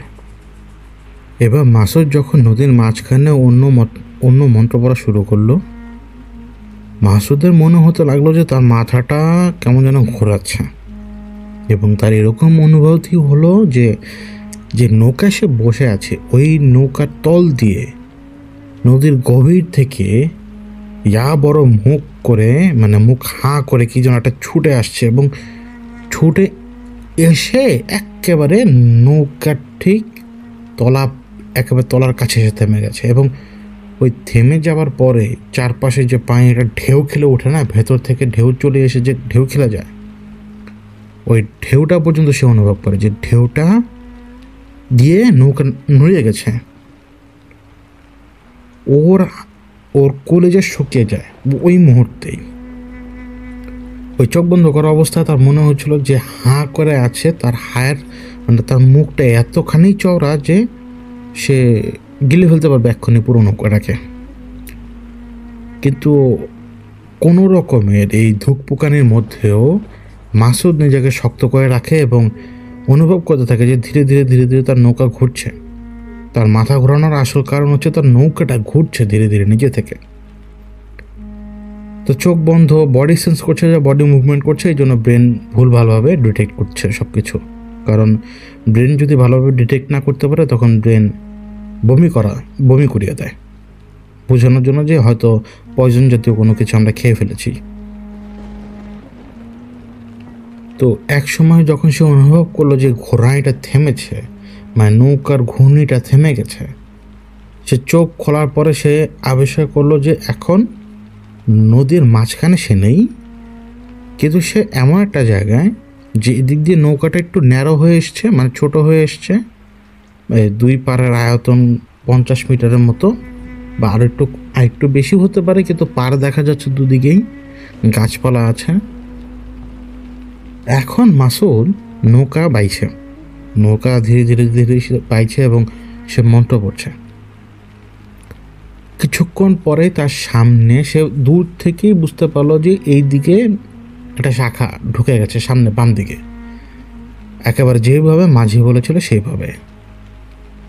আরও সামনে যাওয়ার পরে সে পুরোপুরি কনফার্ম হলো যে এদিকে সে বাম দিকে শাখা নদীটা, এবং শাখা নদীর দিকে নৌকা ঘুরিয়ে দেওয়ার পরেই কেন যেন মনে হলো যে নৌকাটার একটু গতি বেড়ে গেছে নিজে থেকেই, এবং সে বইটা হাতে তুলে নেয়। কিন্তু বইটা হাতে যখন তুলে নিতে যাবে, মানে অদ্ভুতভাবে বইটা তার হাত থেকে ছুটে পানিতে পড়ে যায়। তো এটা সে লক্ষ্য করলো, যখন করলো তখন পানির দিকে তো সে তাকিয়েছিল, তখন তার কেন যেন মনে হলো যে নৌকার ঠিক পেছনে যেদিকে সে বসেছিল, নৌকার গোলের কোনা বরাবর যখন সে তাকিয়েছিল, পানির মধ্যেই মনে হলো যে মানুষ একজন, কিন্তু সে পুরো তার শরীরে কালো পশমে ভরপুর এবং তার চোখ দুটা কেবল কেমন যেন সাদা, পানির মধ্যে সাঁতার কাছে তার নৌকার সাথে, এরকম তার মনে হলো। তো সেদিক থেকে সে সাথে সাথে চোখ সরিয়ে নেয় এবং চোখ সে বন্ধ করে নেয়। এখন শাখা নদীর মুখটা কি একদম সুরঙ্গের মতো। এই কয়েক সেকেন্ড দেখার পরে তার চোখ বন্ধ ছিল এবং সে মন্ত্র পড়তে থাকে। এখন যখন সে মন্ত্র পড়ছে, এখন তার নৌকার আশপাশে শব্দ হতে লাগলো। পানির তলা থেকে সে কেউ টোকা দিচ্ছে, পানির পাশ দিয়ে মানে ভেতর থেকে বুদবুদ উঠে আসছে জোরে সোরে, এমন যে কেউ হা করে মাত্র ওই জায়গায় মানে পানির মধ্যে হাওয়াটা ছেড়ে বুদবুদটা দাঁড়া করে দিয়েছে। টুকটাক কিছু ছুটে ছুটে আসছে তার নৌকার উপরে, এবং তার নৌকাটা যে গতিতে ছুটছে এটা সে বুঝতে পারছে, মানে একটা স্পিডে নৌকাটা নিজে নিজে চলছে। একটা সময় সে যখন চোখ খুলে সে দেখে যে তার নৌকা এখন থেমে আছে, প্রচণ্ড ঠান্ডা লাগছে তার নৌকাটা আড়াআড়িভাবে থেমে আছে মাঝ বরাবর, ওই পারো না এই পারো না, একেবারে মাঝ বরাবর মানে স্তব্ধ হয়ে থেমে আছে।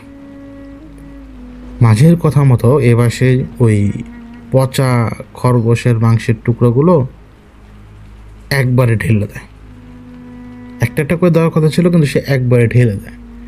একবারে ঢেলে দিয়ে সে মন্ত্র পড়তে থাকে, এবং পানির নিচে যে আলোড়ন হচ্ছে, নড়াচড়া হচ্ছে, পানির নিচে অ্যাক্টিভিটি হচ্ছে, এক রকমের মানে বোম বোম শব্দ, মানে বোম এরকম পানির মধ্যে থেকে এরকম শব্দ যখন আসছে,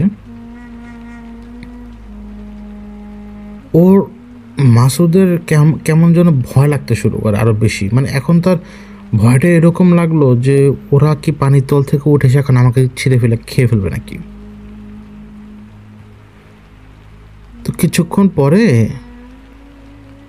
মানে মাসুদ নিজে দেখতে পায় যে পানির ভেতর থেকে কে যেন ডুব দিয়ে উঠলো, এবং যখন উঠলো সাথে সাথে ওর বুকটা ছ্যাদ করে উঠছে ভয়ে, আতঙ্কে। কিন্তু মাসুদ এইটা আবার কীভাবে যেন বুঝলো যেটা মানুষ, এবং যাকে সে দেখছে, যার মাথাটা এখন পানির উপরে, সে ধীরে ধীরে এখন এগিয়ে আসছে সামনের দিক থেকে মাসুদের দিকে। পানির মধ্যে সাঁতার কাটছে কিনা এটা বোঝা যাচ্ছে না, মনে হচ্ছে যে সে পানির ভিতরে হাঁটছে। ধীরে ধীরে ধীরে ধীরে একটু একটু করে তার চেহারাটা উন্মোচন হচ্ছে, আর এবং এটা সেই লোক যে চিটিংটা করেছে, তাদের সাথে বাটপাইটা করেছে। যে মাসুদ তাকে দেখে মানে ভয়ঙ্করভাবে মানে আক্রোশে ফেটে পড়লো। তার ভয়টা তো চলে গেছে, আক্রোশটা চলে আসে তার সাথে সাথে। মাসুদ দেখতে পায় ধীরে ধীরে ধীরে ধীরে তো তার বুক পর্যন্ত ভাসমান অবস্থায় চলে এসছে, মানে ভেতর থেকে সে কীভাবে যেন দাঁড়াচ্ছে পানির মধ্যে। সে তার দিকে এগিয়ে আসছে এবং দাঁড়িয়েও যাচ্ছে। তো ওই পানির মধ্যে থেকেই ভেসে যাওয়া মানে এই যে পচা খরগোশের ওই যে মাংসটা, সে কীভাবে যেন হাত দিয়ে খপ করে ধরে মানে মুখে চাবাতে চাবাতে তার দিকে এগিয়ে আসছে। এবং এইটা দেখার পরে মাসুদের এবার ভয় লাগলো, আবার জিদের পাশাপাশি ভয়টাও তাকে ধরে, কিন্তু এত বেশি না। যখন ওই এন্টিটি একেবারে এক হাত কাছাকাছি চলে আসে, ততক্ষণে সে দেখতে পায় যে এই লোক সম্পূর্ণ উলঙ্গ, এবং তার ওই নাভির মধ্যে অক্টোপাস, মানে নাভি থেকে বের হয়ে অক্টোপাস পুরো পেটের উপরে ঘোরাফেরা করছে। তো ওই দেও তো কথা বলতে পারে না, তো দেও তখন তার দিকে এমনভাবে তাকিয়ে আছে ওই ভদ্রলোকের রূপ নিয়ে, যেন তাকে সে পরিমাপ করছে। সে মানে ওই দেও মাসুদকে এমনভাবে দেখছে যে মানে এটা খুবই মিষ্টি একটা খাবার, এখনই মাসুদকে খেয়ে ফেলতে হবে। মানে ওর চাহনি দেখে মাসুদ বুঝতে পারছে। তখন মাসুদ তাকে বলল যে তুমি আমার ওই কাজটা করে দাও, তুমি ওখানে যদি যাও তুমি একটা দুটো না অনেক মানুষ খেতে পারবে।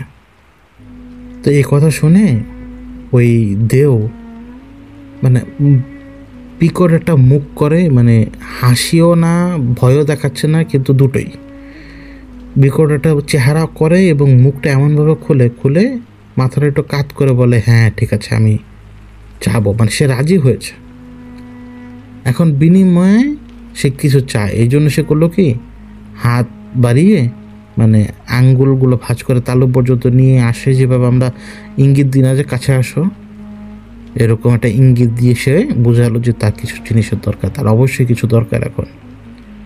তো এটা বুঝতে পেরে মাসুদ বললো যে কি লাগবে। এই এতক্ষণে মাসুদের গলা কাঁপা শুরু হয়ে গেছে। তো মাসুদের হাতের দিকে ইশারা দেয় ওই দেও, যে এই আঙ্গুলটা কাটা ছিল। তো ওই দেও ইশারা দিয়ে এটুকু বুঝালো যে ওইখান থেকে সে রক্ত খেতে চায় মাসুদের। তো মাসুদ তখন উপায় অন্তর আর দেখতে পায়নি। মাসুদ কিছু বুঝে ওঠার আগে যে হ্যাঁ বা না বলবো, ওই দেও খপ করে ওর ওই হাত ধরে বসে, এবং ওই কাটা জায়গা যেটা হিল হয়ে গেছে পুরোপুরি, ওইখানে কামড় বসিয়ে দেয়। এবং বিকটভাবে কামড় দেওয়ার কারণে ও লাফিয়ে ওঠে, এবং ওর হাত ছাড়াতে পারছে না মাসুদ। তো কয়েক মিনিটের মধ্যে, কয়েক সেকেন্ডের মধ্যেই ওই লোক ওকে ছেড়ে নিচে নেমে যায়। নিচে নেমে যেয়ে পানির মধ্যে গায়েব হয়ে যায়। পানির মধ্যে গায়েব হয়ে যাওয়া মাত্রই পুরো নৌকাটাকে যেন ভেতর থেকে নিচের তলা থেকে উল্টিয়ে দেয়, এবং একেবারে উল্টে যায় নৌকাটা, এবং মাসুদ নিজে পানির মধ্যে যেয়ে পড়ে যায়। এই আতঙ্কের মধ্যে মাসুদ এইবার খেয়াল করলো যে এতক্ষণ এই নৌকা হাঁটু সমান পানির উপরে ছিল, মানে নিচে কাদাই, সে কাদার উপরেই ছিল, কিন্তু এই কাদার ভিতরে কে এসে মানে এইভাবে নৌকা উল্টিয়ে দিবে। চারপাশে বন মানুষ না, ওই শিবপাঞ্জির মতো হুম হুম হুম মানে ওইরকম শব্দ হওয়া শুরু হলো, এবং চারপাশে পানির মধ্যে আলোড়ন শুরু হয়ে গেল।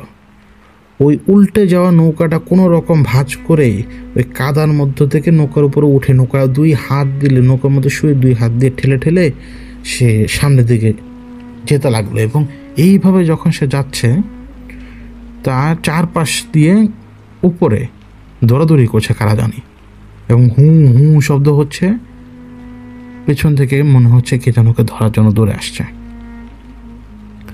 অনেকক্ষণ সে এরকম মানে হাত দিয়ে চেষ্টা করলো, এবং একটা মন্ত্র মাঝে তাকে শিখিয়ে দিয়েছিল যে এরকম বিপদে পড়লে যাতে সেই মন্ত্র সে পড়ে। এই মন্ত্র সে চিৎকার করে পড়তে পড়তে পড়তে পড়তে পড়তে পড়তে সে ওই শাখা মুখের সামনে কীভাবে যেন চলে আসে, এবং শাখা মুখ থেকে বের হয়ে চলে আসে সে সামনে। মানে এতক্ষণ যে দেওয়ের ঘাট এলাকায় সে ছিল, সেই এলাকা থেকে সে বের হয়ে আসে।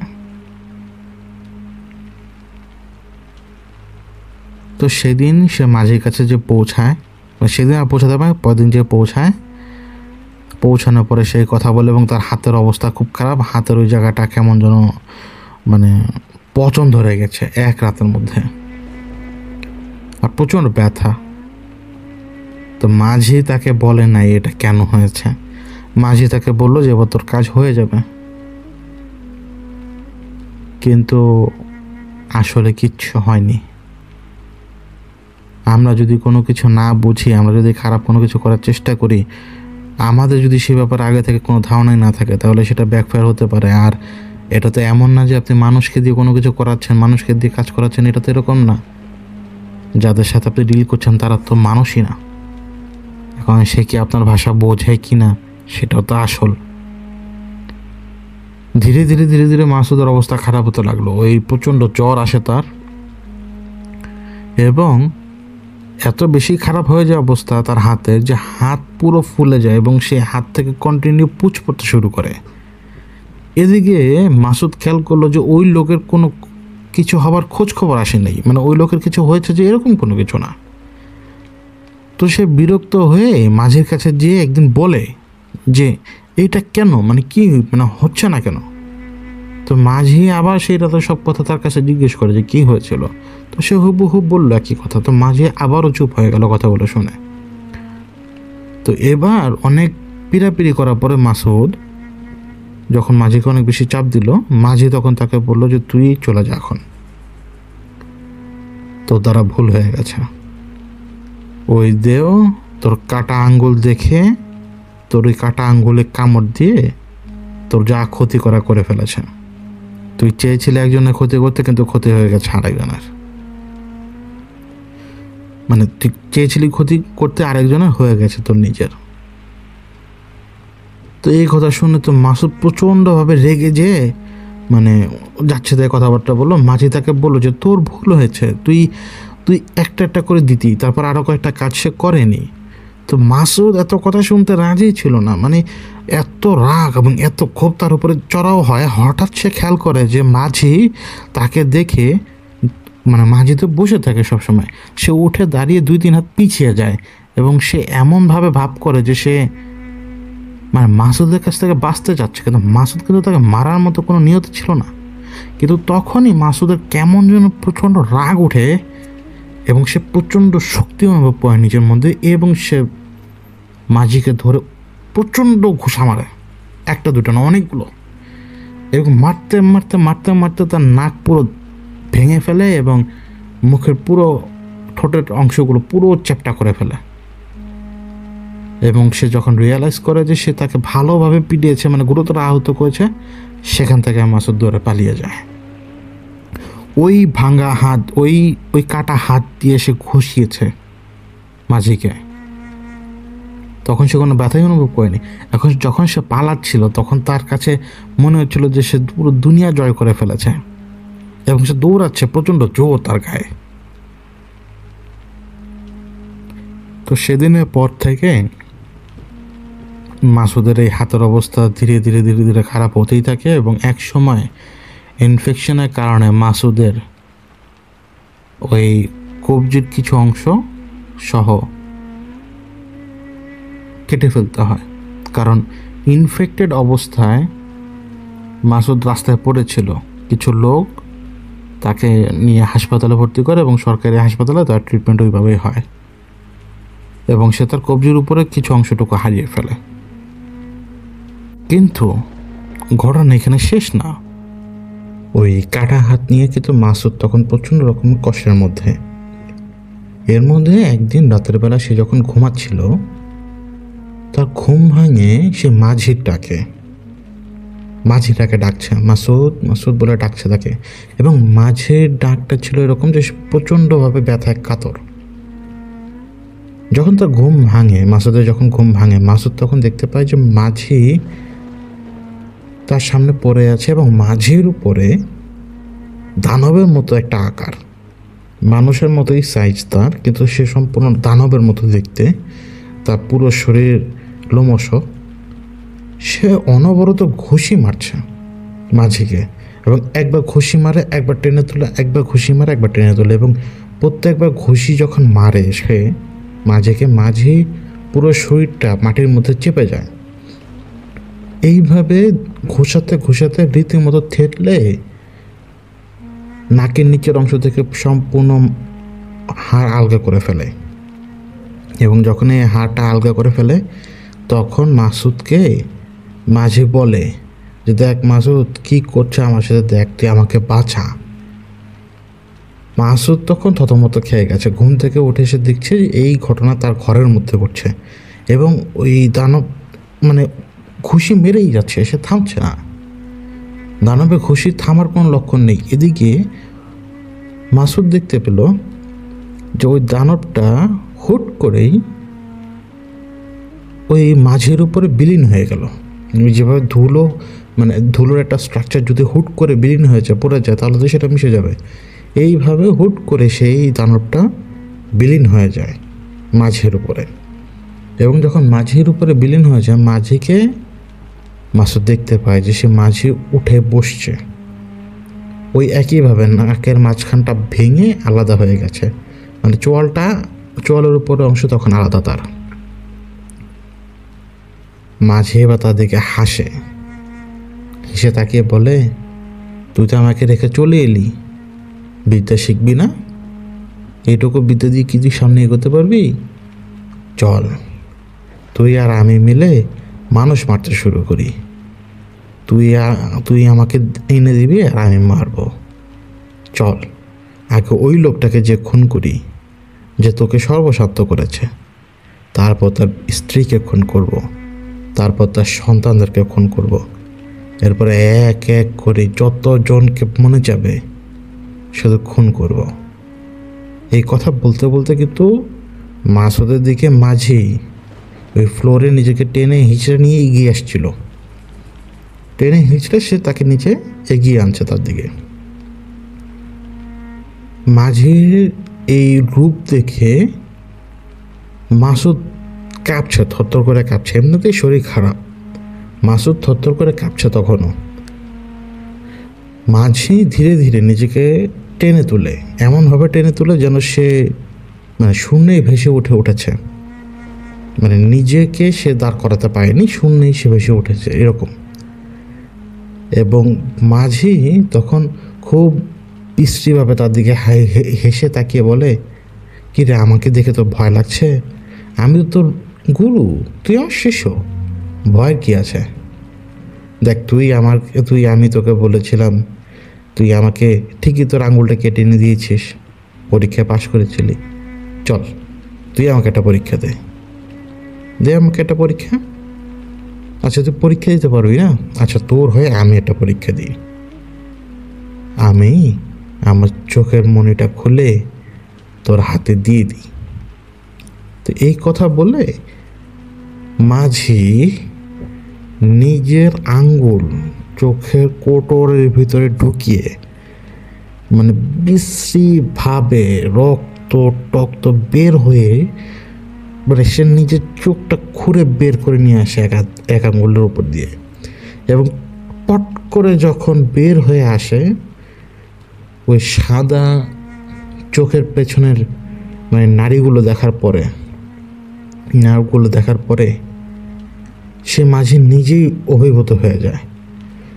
নিজের চোখ নিজেই সে খুলে সে চেয়েছিল উপহার দিতে মাসুদকে, কিন্তু সে নিজের চোখ খুলে দেখার পরে যখন দেখলো যে চোখটা আসলে অদ্ভুতভাবে তৈরি, মাঝি চোখের দিকে তাকিয়ে মানে দার্শনিকের মতো বলল মাসুদকে শুনিয়ে, এটাই কত সুন্দর চোখ দেখ, এই চোখ দিয়ে পুরো দুনিয়া দেখা যায়, আর আমি তোর জন্য এই চোখটা তুলে এনেছি। এ কথা বলে কচ করে মুখের মধ্যে ঢুকিয়ে দিল সে। মাঝে তার ওই চোখটা মুখের মধ্যে ঢুকিয়ে দিল এবং সে চিবাতে শুরু করলো। চিবোতে পারছে না, একবার পিছলে যায়, একবার এই গাল, একবার ওই গাল, একবার ওই গাল, এই গাল, এবং নাকের যে অংশটা ফেটে আলগা হয়ে খুলে গেছে ওই জায়গাতে চোখটা যে ডানে ঘুরে বামে যাচ্ছে, বামে ঘুরে ডানে যাচ্ছে মুখের ভিতরে, এই মুভমেন্টটা কিন্তু মাসুদ দেখতে পাচ্ছে। তো এইভাবে সে আরো এক কদম আগায়, মানে বাঁকা তেরাভাবে আরো এক কদম আগায়। তখন মাঝে বলল, আচ্ছা তুই তো খরগোশের মাংস নিয়ে গিয়েছিলি মনে আছে? আয় তোকে আমি আজকে মানুষের মাংস দেখাই। এ কথা বলে নিজের হাতে নিজের চামড়া খুঁড়তে লাগলো, কারণ আমাদের হাত দিয়ে তো আমরা চামড়া খুঁড়তে পারবো না। তো মাঝি ওই রক্তাক্ত অবস্থায় সে নিজের চামড়া নিজে খোঁটার চেষ্টা করলো, কিন্তু পারছে না। তো সে অস্থির হয়ে গেছে, সে কীভাবে করবে এটা, সে নিজে কীভাবে নিজের চামড়া ছিঁড়বে, কীভাবে নিজের শরীর থেকে মাংস আলাদা করবে। সে আশপাশে খুঁজছে এবং ওই ঘরে টেবিলের উপরে সেটা কলম দেখতে পায়। ওই কলমটা নিয়ে সে সোজা নিজের উরুর মধ্যে গেঁথে ফেলে এবং টান দেয়। কাজ হচ্ছে না, কিন্তু তারপরও জোর দিয়ে টান দেয়, এবং টান দেওয়ার সময় মাসুদের দিকে তাকিয়ে হাসছিল আর বলছিল, কি রে মাসুদ, তুই ভয় পাস? আরে আমি তোর ওস্তাদ, তোকে আজকে বিদ্যা শেখাবো, তো দাঁড়া। তো নিজের উরুটা ফাড়ে কলম দিয়ে, এবং ওই কলমের মানে আগাটা পর্যন্ত মনে হচ্ছে যে ভোঁতা, মানে এরকম ভোঁতা জিনিস দিয়ে যখন এটা করার চেষ্টা করে, দেখতে এবং শুনতে বিশ্রী লাগে। মাসুদ থতমত করে কাঁপছে, তার মুখ দিয়ে কোনো কিছু আসছে না। তার মনে হচ্ছে কলিজাটা হাঁপড় দিয়ে মুখ দিয়ে বের হয়ে আসবে। এমন সময় মাসুদ টের পায় যে কেউ তার পিঠের পিছনে হাত রেখেছে, ঠিক তার ডান কাঁধে। তখন মাসুদ দেখে মাঝি ওর দিকে এমনভাবে তাকিয়েছে যে মাঝিরই পরিচিত কেউ মাসুদের পিছনে এসে দাঁড়িয়ে মাসুদের পিঠে হাত রেখেছে। তো মাঝি সেদিকে একবার তাকিয়ে আবার নিজের কাজে মন দিল, এবং কয়েক সেকেন্ডের মধ্যে সে উরুর কয়েক ফলে মাংস বের করে ফেললো ওই ভোঁতা কলম দিয়ে, এবং বের করেই সে বিজয়ীর মতো বাম হাত দিয়ে সে মাংসর টুকরো হাওয়াতে দুলিয়ে বলছিল, দেখ দেখ দেখ দেখ দেখ, আমি তোর জন্য কি এনেছি, দেখ মানুষের মাংস। তুই দেওকে খাইয়েছিলি না? দেও তোর জন্য এসেছে, তো আয়। এবার সে উঠে দাঁড়ায়, ওই মাঝি উঠে দাঁড়ায়। সে এবার মাসুদের কাছে যায় এবং যেতে যেতে বলে যে, আয় তোকে আজকে মানুষের মাংসের স্বাদ দিই, আর এই মানুষের মাংস তুই খেয়ে তুইও দেও হয়ে যাবি। এরপরে তুই পাবি বিশাল শক্তি, কিন্তু তোর নেশা পেয়ে বসবে মানুষের মাংস খাওয়ার। তো এই কথা বলে মাঝি যখন তার একদম কাছে চলে আসছে এবং তার ডান হাত দিয়ে ওই মাসুদ তো জড় বস্তু পাথর হয়ে গেছে রীতিমতো, ডান হাত দিয়ে ওর মুখ খুলে বাম হাত দিয়ে ওর মুখের মধ্যে ঢুকিয়ে দিয়েছে। মানে মাসুদ কি করবে বুঝতে পারছে না, কিন্তু মাসুদের মুখ ধরে ওরা গেলানোর চেষ্টা করছে, এবং মাঝি অদ্ভুতভাবে ওর উপরে চড়ে ওই বিভৎস মুখ, যে নাকের নিচের অংশটা ফেটে গেছে, ভিতরে দেখা যাচ্ছে সব, মানে ওই বিভৎস মুখে সে মাংসটা গেলানোর চেষ্টা করছে। এবং এইভাবেই সে দাপাচ্ছিল বিছানার মধ্যে, এবং তার দাপানিতে রাতের বেলা কেউ টের পায় যে যেই ঘরের মধ্যে মাসুদ আছে ওই ঘরের ভিতরে চৌকিটা মানে শব্দ করছে অনেক। এখন ডাকে যখন সাড়া দিল না, তো তারা যখন ঢুকে দেখলো যে মাসুদের খিঁচুনি চলে আসছে বিছানার মধ্যে। সে খিঁচুনিতে তারই অবস্থা খারাপ, এবং তার মুখ দিয়ে ফেনা পর্যন্ত চলে এসেছে। মাসুদের গায়ে প্রচণ্ড জ্বর পায় তারা। তো মাসুদকে নিয়ে ট্রিটমেন্ট করাতে যায় এবং ট্রিটমেন্টের এক পর্যায়ে ডাক্তাররা বললো যে টেম্পারেচার যদি নিচে না নামান ওর অবস্থা খুব খারাপ হয়ে যাবে, ওকে বাঁচানো যাবে না। ওর টেম্পারেচার ধীরে ধীরে বাড়ছিল এবং এটা অস্বাভাবিক একদম। তখন তারা করলো কি, তারা ওই মাসুদকে বরফ ঠান্ডা পানিতে মানে ভেজালো, ভালো মতো ভেজালো, তার বডির টেম্পারেচার নিচে নামালো। এই ঘটনা সবাই তো জানে যে মাসুদের খিঁচুনি উঠেছে, কিন্তু মাসুদের যখন হুঁশ ফেরে অ্যাকচুয়ালি মাসুদ নিজেকে কিন্তু হাসপাতালেই পায় এবং তার সাথে কিন্তু ঘটনা ঘটেছে সেই দিন রাতে, কিন্তু মাঝখান দিয়ে 2 দিন চলে গেছে। এই 2টো দিনের মতো সময় সে একটা স্বপ্ন দেখেই কাটিয়েছে। এই যতটুকু স্বপ্নের বর্ণনা এটা দেখেই সে কাটিয়েছে। এবং যখন সে ঘুম থেকে উঠে তখন তার মুখে গরুর মাংসের কাঁচা গন্ধ লেগেছিল এবং এটা অনেক সময় ব্যাকটেরিয়ার কারণে হতে পারে। যদি কেউ বেহুশ থাকে বা মুখ নড়াচড়া না করে, তো মুখের ব্যাকটেরিয়া এই ঘটনা ঘটাতে পারে, মানে এরকম স্মেল করতেই পারে। এখন মাসুদ কাকে বলবে? মাসুদের কেউ ছিল না। তো মাসুদ সুস্থ হওয়ার পরে একজন মসজিদের ইমামের কাছে যান এবং মসজিদের ইমামের কাছে যেয়ে মসজিদের ইমামের কাছে সব কিছু খুলে বলেন এবং মসজিদের ইমাম তাকে বলেন যে আপনি তওবা করে আল্লাহর রাস্তায় আসেন এবং আপনি কি কি করেছেন আপনি আমাকে বলেন। তো এমন ছিল না যে সে সেরেকি কোনো কাজ করেছে, মানে ডিরেক্টলি সে আল্লাহর সাথে শরিক করে নাই। সে শুধুমাত্র একটা মন্ত্র পড়েছে আর বিভিন্ন কাজ কারবার করেছে, সেটা হচ্ছে যেটা সংযোগ স্থাপন করার জন্য। এটা অনৈতিক, এটা ভুল কাজ, এটা ব্ল্যাক ম্যাজিক। সেরেক করে নাই, কিন্তু সে মানে মন্ত্র তো করেছে, তন্ত্রের সাধনা তো সে করেছে। কবর করে শুয়ে থাকে, এটা তো যেমন তেমন জিনিসটা, এটা তো ফাজলাম হতে পারে না। তো এই ইমাম সাহেব তাকে অনেক বেশি ভর্ৎসনা করেন এবং ওই ইমামের কাছেই সে কথা দেয় যে সেই রাস্তায় যাবে না এবং সে তওবা করে। এবং সেই দিনের পর থেকে সে 5 ওয়াক্ত নামাজের পরে অতিরিক্ত ওয়াক্তের নামাজগুলো সে আদায় করতে শুরু করে মসজিদে বসে এবং ধীরে ধীরে ধীরে ধীরে ধীরে ধীরে তার থাকার জায়গাটাই হয়ে ওঠে মসজিদ। কারণ তার বোন আর তার খোঁজ খবর নেয়নি। তার বোন ভালো ছিল, সুস্থ ছিল, সুখী ছিল, কিন্তু তার বোনও তার খোঁজ নেয়নি। ওই সময়ের পরে অনেক দিন পরে যখন সে মসজিদেই থাকতো, মসজিদে খাদেমের কাজ করতো, মসজিদের দেখাশোনা কাজ করতো এবং মসজিদ কর্তৃপক্ষ তাকে খাওয়াতো এবং মসজিদের ভিতরে একটা ছোট্ট জায়গা দিয়েছিল তাকে থাকার জন্য। তো তখন সে রিয়েলাইজ করলো যে সে কিসের পিছনে ছুটেছে। যদি প্রতিশোধ নেওয়ার মতো কন্ডিশন থাকতো তাহলে সে নিতে পারতো, কিন্তু সে তা পারে নাই। এভাবে তার জীবনটা পুরোপুরি সে ধ্বংস করে ফেলেছে। আজকে তার হাতের একটা অংশ নাই। এটাই তার শাস্তি। এটা সে নিজের ফেট মনে করেই অ্যাকসেপ্ট করে নিয়েছে যে আমার রব আমাকে শাস্তি দিয়েছে, আমি যে অকাজ করেছি সেটা শাস্তি। কিন্তু এইখানে একটা ইস্যু ছিল, ওই দেওরা কিন্তু ওর কথা বলেনি। কিন্তু ওই দেওরা ওকে যে ধরবে, ও তো তওবা করার পরই মসজিদেই আশ্রয় নিয়ে নিয়েছে। ও মসজিদে বেড়া যায় না কোথাও।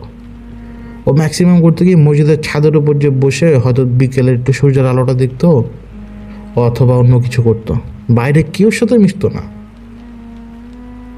তো কয়েকটা বছর সে পুরো মসজিদেই কাটায় এবং মাসুদের কথা হচ্ছে এইটা যে কয়েক বছরে মসজিদের কাজ হয়েছে অনেক। মসজিদ বাইরে থেকে দেখতে কীরকম এটা মাসুদ জানতো না। ঈদে কোনো ছুটি নেই, কোনো কোরবানি মানে কোনো ছুটি তার ছিল না। সে এইখানেই, এইটাই এখন তার ঘর। সে তার বিয়ে শাদী করেনি। বেশ কয়েক জায়গা থেকে 2-1টা প্রস্তাব এসেছিল, কিন্তু মাসুদ না করে দিয়েছিল। কারণ মাসুদ হিসাব করে নিয়েছে যে এখন সংসারী হয়ে সে এই এক হাত ছাড়া কী করবে সে। তো একবার পেটের অসুখ হয় মাসুদের। পেটের অসুখ হওয়ার কারণে মাসুদকে অনেক বছর পরে মসজিদ বা এরকম পবিত্র সীমানার বাইরে নিয়ে আসা হয় এবং মাসুদকে হসপিটালে নিয়ে যাওয়া হয়। এই ঘটনা যখন আমি আপনাকে বলছি যে হসপিটালের ঘটনা, এটা হচ্ছে 2019 সালের মাঝামাঝি একটা সময়ের কথা। তখনই মাসুদের সাথে কিন্তু আমার পরিচয়, কিন্তু আমি জানতাম না যে মাসুদ এই কাজ করেছে। বিভিন্ন লোকের সাথে আমার পরিচয় ছিল, আমি জানতামই না যে মাসুদ এই কাজ করেছে, এবং মাসুদ কখনো আমাকে নিজ থেকে ওই সমস্ত কথা বলেনি। এবং আমি একটা জিনিস খেয়াল করেছি যে মাসুদ ভাই দরকার ছাড়া কথাও বলতো না, পাশে বসে থাকতো, কেমন আছি সব কিছু সে জানতো আমি কীরকম, কিন্তু অনেক মানুষ অনেক প্রশ্ন করে, সে একটা টু শব্দ পর্যন্ত করতো না। কিন্তু এটা তো আমি এখন জানবো না, আমি জানবো যে পরে। মসজিদের সীমানা থেকে সে যখন বের হয় তখনই ওই দেওরা অনুভব করে যে এখন তাদের শিকার, তাদের ওই শিকারের যে সেফটি এরিয়া, সেই সেফটি এরিয়ার বাইরে চলে গেছে। তো ওরা পিছু নেয়, অসুস্থ শরীর, ট্রিটমেন্ট চলছে, ওই হাতে ক্যানুলা থাকে, স্যালাইন পুশ হচ্ছে, রাতের বেলা অন্ধকার, হালকা আলো জ্বলছে, এবং ওয়ার্ডে আলো জ্বলে, কিন্তু এত বেশিও না যাতে ঘুমোতে সমস্যা না হয়, এবং তার সাথে কেউ ছিল না। আর মাসুদকে ডাইপার পরানো হয়েছিল, কারণ ওর ডায়রিয়াটা ছিল মানে বিস্ফোরণের মতো, এটা এক সেকেন্ডও সে ঠেকাতে পারতো না, এবং ঠেকানোর মতো কোনো কন্ডিশন ছিল না। ওই শরীর থেকেই পানি বের হয়ে যাচ্ছে ডিরেক্টলি, এরকম একটা ভয়ঙ্কর কন্ডিশন। তো ক্লান্তিতে সে শুয়ে আছে, তার হাতের মধ্যে ক্যানোলা, ওই জায়গাটা কেমন যেন তার ঠান্ডা লাগতে লাগে। হঠাৎ করে সে অনুভব করে যে মানে হাত কেমন যেন ঠান্ডা হয়ে আসছে। তো হাতে ঠান্ডা অনুভূতি হওয়াতে সে চোখ খুলে তাকায়। মাসুদ যখন চোখ খুলে তাকায় তখন সে দেখতে পায় অন্ধকারের মতো কিছু, একটা পাহাড়ের মতো কোনো কিছু, যার কারণে সে সামনে কী হচ্ছে দেখতে পাচ্ছে না। কিন্তু ডান দিকে একটু বোঝা যায়, বাম দিকে একটু বোঝা যায়, যদি একটা বেড কিন্তু আছে সেটা বোঝা যায়। তো মাসুদ যখন ভালো করে তাকালো, মাসুদ দেখতে পায় এত বছর আগে যে সেই এন্টিটি দেখেছিল, যাকে সে দেখেছে যে ঘুষি মারতে মাছে গিয়ে, সেই এন্টিটি তার উপরে চড়ে বসে আছে। তার উপরে এমনভাবে চড়ে বসে আছে যে সে নড়াচড়া করতে পারছে না, এবং ওই এন্টিটি মাসুদের হাতের মধ্যে মুখ দিয়ে কি যেন করছে। এটা বোঝা যাচ্ছে যে তার রক্তটা চষে নিচ্ছে, এবং মাসুদ জেগে যাওয়ার সাথে সাথেই এন্টিটি মাসুদের দিকে তাকায়, এবং মাসুদের দিকে তাকানোর পরে সেই এন্টিটি বমি করার চেষ্টা করতে শুরু করে। ওর মুখটা বড়, অনেক ফুটবলের মতো সাইজ, ওর মুখটা হা করার সাথে সাথে ছোট বাচ্চার মাথার মতো হয়ে যায়, এতটুকু হা তার মুখের। সে হা করে মানে কুকুর বিড়াল যেভাবে বমি করার চেষ্টা করে এভাবে বমি করার চেষ্টা করছে ওর মুখের উপরে, এবং কয়েকটা লালা জাতীয় কিছু জিনিস পড়ার পরে ওর মুখ দিয়ে বের হয়ে আসে কি জানো, এবং সেটা সরাসরি ওর মুখের উপরে এসে পড়ে। তো কীভাবে যেন মাসুদ সম্পূর্ণভাবে বুঝতে পারে যে এটা সে মাঝের মাথার নাকের যে অংশটা ভাঙা ছিল ওই অংশের একটা অংশ, কারণ চোখটা তখনও বোঝা যাচ্ছে, চোখ বন্ধ তখনও বোঝা যাচ্ছে। মানে মানুষটাকে চেনা যায় না, মানুষের তো অঙ্গ চেনা যায় না, মানুষের অঙ্গ দেখলে চেনা যায়। এখন সে চিৎকার করতে পারছে না, কিন্তু তার মুখ দিয়ে শব্দ আসছে না, হচ্ছে এরকম। তো ওই এন্টিটিকে সে দেখলো মানে হি হি করে হাসছে, আর ওর দিকে তাকিয়ে মানে এরকম করছে। কিছুক্ষণ পরে ওর যখন একদম বাইরে থেকে এসে যখন একজন ওকে স্পর্শ করে, কারণ এসে দেখছে যে ওর খিচুনি উঠে গেছে, বাইরে থেকে এসে যখন একজন স্পর্শ করে ও সাথে সাথে দেখতে পায় যে একটা লোক এসে যখন ওকে স্পর্শ করেছে, দিয়ে ওটা লাফ দিয়ে ওই লোকের উপর দিয়ে দরজা দিয়ে মেডিকেলের ভেতর ঢুকে গেছে, মানে ওয়ার্ডের ভেতর দিয়ে ঢুকে গেছে। তো ও কিছু করতে পারছে না, ওই ব্যক্তি ওকে ধাক্কাচ্ছে, বুকে চাপ দিচ্ছে, অক্সিজেন মাস্ক পরানোর চেষ্টা করছে, সব কিছু। সে শুধু তাকিয়ে দেখছে মাসুদ। তো মাসুদ ঠিক হওয়ার পরে, ওই দিনে কিছু হয়নি, তো মাসুদ সুস্থ হওয়ার পরে মাসুদ আমাকে একদিন বললো, মসজিদে নামাজের পরে, আসরে নামাজের পরে আমাকে পায়, তো বললো যে ভাইয়া একটু দাঁড়ান, আপনার সাথে একটু কথা আছে। তাই আমি বলতাম যে ভাই আপনি আমার সাথে বয়সে বড়, আপনি আমাকে তুপু করে বলবেন। তো সে তারপরে বলতো না ভাই আপনার সাথে আমার একটু কথা আছে। তো যখন মসজিদটা ফাঁকা হয় আমি তো ধরে নিলাম যে হয়তো কারোর কোনো সমস্যা নিয়ে আসবে সে, তা আমিও তৈরি ছিলাম যে ধাম করে মুখের উপর না করে দেবো। এটা কিন্তু অনেক আগের ঘটনা।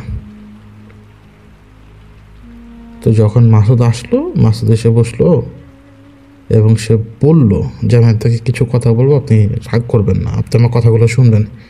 তারপরে মাসুদের এই কথাগুলো আমি শুনতে পারি এবং মাসুদ আমাকে বলে যে আমি এতদিন দেখিনি, কিন্তু এই প্রথমবার আমি দেখলাম এবং আমি মসজিদের ভিতরে আছি, আমি বুঝি যে এইখানে ওরা আসতে পারছে না, কিন্তু আশেপাশে ওরা ঘোরাফেরা করে। কারণ আমি মসজিদের দুইতলা জানালা দাঁড়িয়ে আমি দেখেছি ভাই যে এদিকে রাস্তা আছে, রাস্তার উপরে নতুন বাড়ি তুলছে, নতুন বাড়ির মধ্যে ওরা সিঁড়ির মধ্যে লাফালাফি করে, সামনে এসে লাফালাফি করে, বড় মানুষের মতো ওরা লাফালাফি করে আমাকে দেখে কয়েকজনের জায়গায়। তো আমি আসলে কী করবো, আমাকে একটু বলুন। তো আমি তাকে বললাম যে এত বড় ব্যাপার আপনি এটা সামনে রেখেছেন কীভাবে এতদিন? তো মাসুদ বলল যে দেখেন ভাই, বাবা গেল, মা গেল, যে বোনকে এত কষ্ট করে বিয়ে দিলাম সেই বোনও ভুলে গেছে, তো এই দুঃখ যখন চাপতে পারি তো এটা তো কিছুই না ভাই। তখন আমি মাসুদের এই কথাটাকে আমলে নিলাম আর আমি বললাম যে ঠিক আছে, আমি দেখতেছি ভাই কী করা যায় এদেরকে, যদি সম্ভব হয় আমি ওনার দ্বারা এদেরকে এখান থেকে সরিয়ে দেবো, আর যদি সম্ভব নাও হয় আপনি তো জানেনই আপনি সেফ কীভাবে থাকবেন, আপনার তো মসজিদের বাইরে যাওয়ার দরকারও নেই। তারপরও আমি ওনাকে আশ্বস্ত করলাম যে দেখি না কী করা যায়। তো আমি আমির সাহেবের সাথে কথা বললাম। তো আমির সাহেবের সাথে কথা বলার পরে আমির সাহেব আমাকে কনফার্ম করলেন যে হ্যাঁ, যা বলেছে সত্য বলেছে, আর ওইখান থেকেই ওর পিছু লেগেছে। তো আমি আমির সাহেবকে জিজ্ঞেস করেছিলাম যে কোনোভাবে কি জানা যায় যে মাঝে কি বেঁচে আছে কি নাই? তো আমির সাহেব আমাকে বললেন এটা তো আসলে আন্দাজ করাই যায় যে বেঁচে থাকার কথা না, কারণ ও যদি মেরে থাকে, মাসুদ যদি ওইভাবে মেরে থাকে তাহলে তো সে আঘাতপ্রাপ্ত হয়েছে, আর মাসুদকে না পেলে ওকে ধরবে, এটা খুবই স্বাভাবিক। তো আপাতত ধরে না যে সে নাই, সে মৃত, আর খোঁজ পেলে তো বলতে পারবো যে হ্যাঁ আছে, জীবিত আছে।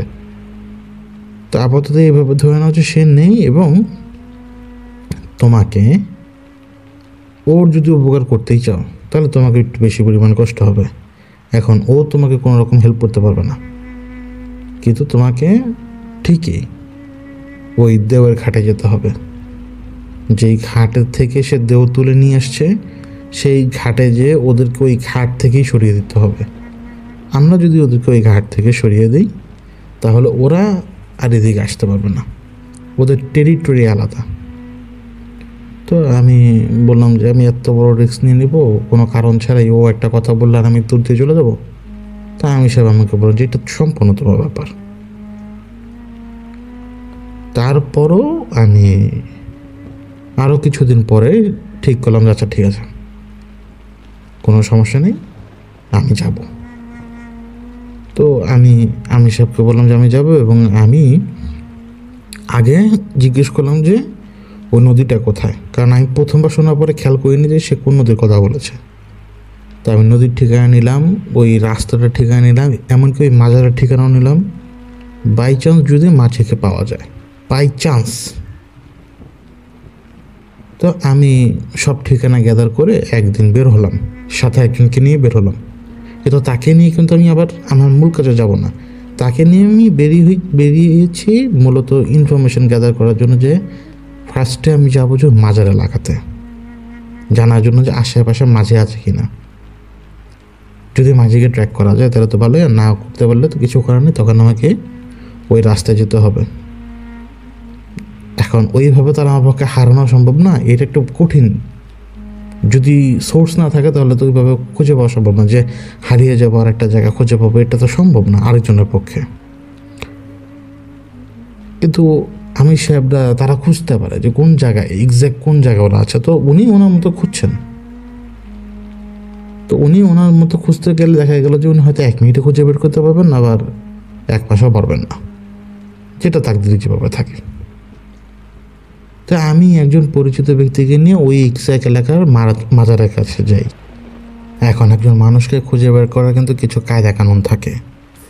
মাজার এলাকায় যদি আপনি যান তাহলে আপনি করবেন কি, আপনি জিজ্ঞেস করতে পারেন যে কাউকে স্পেসিফিকভাবে যে আমি আমার এক অমুক আত্মীয় বলেছিল যে এই জায়গায় একটা লোক থাকে, তার কাছ থেকে একটু হেল্প নিয়ে বা তার তদবির বা এটা নিয়ে উপকার হয়েছে, এখন আমি এসে তার খোঁজে ওনাকে কেউ দেখেছেন কিনা বা তাকে চেনেন কিনা, এইভাবে এই ট্রিক খাটিয়ে কিন্তু খোঁজা যায়।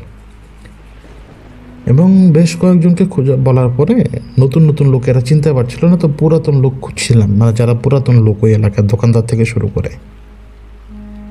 তো একজন পুরাতন লোক আমি খুঁজে পাই, যিনি হচ্ছে ওই যে বাতাসা জাতীয় জিনিসপত্র বিক্রি করেন।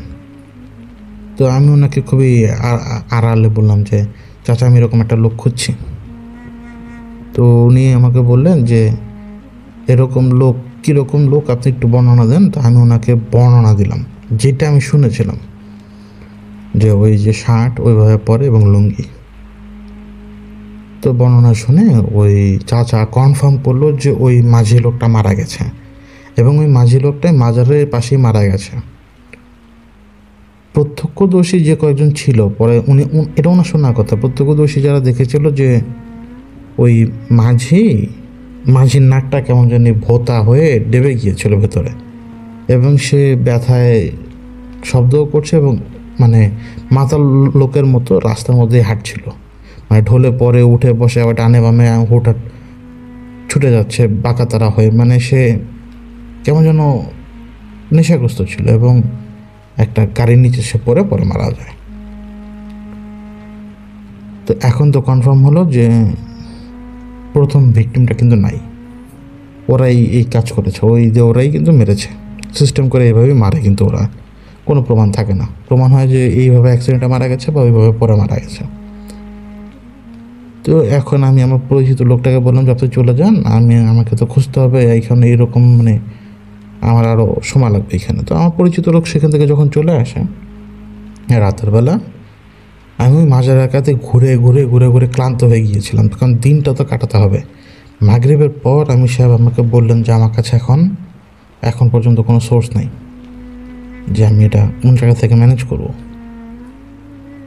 তো উনি আমাকে বললেন যে তুমি চলে আসো। আর আমি করলাম কি,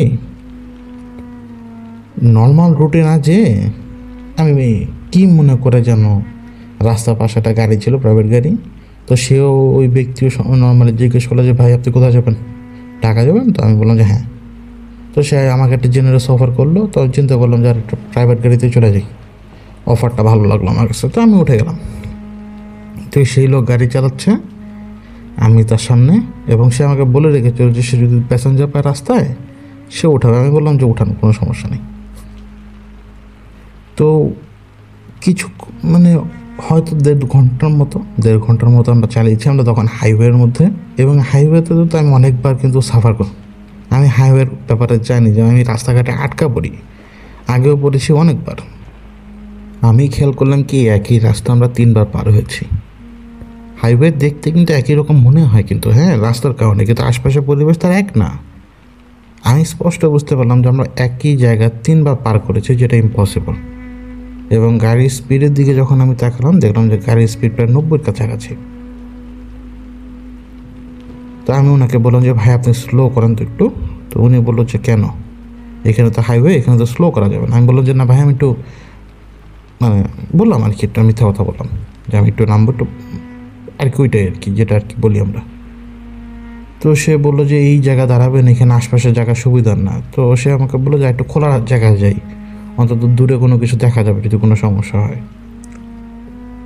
তো 4বারের মতো একই জায়গা পার করলাম। যখন 4বারের মতো একই জায়গা পার করলাম, আমি অতক্ষণে আমার হাতে তো রিং ছিল, রিং আমি টের পাচ্ছি আমি কিন্তু 2018-19 সালের কথা বলছি, তখন 19-20 সালের কথা বলছি। আমার হাতে তখন রিং ছিল, এবং আমি ওই অনুভব করছিলাম যে আমার রিংটা ভাইব্রেট করছে, হালকা হালকা ভাইব্রেট করে।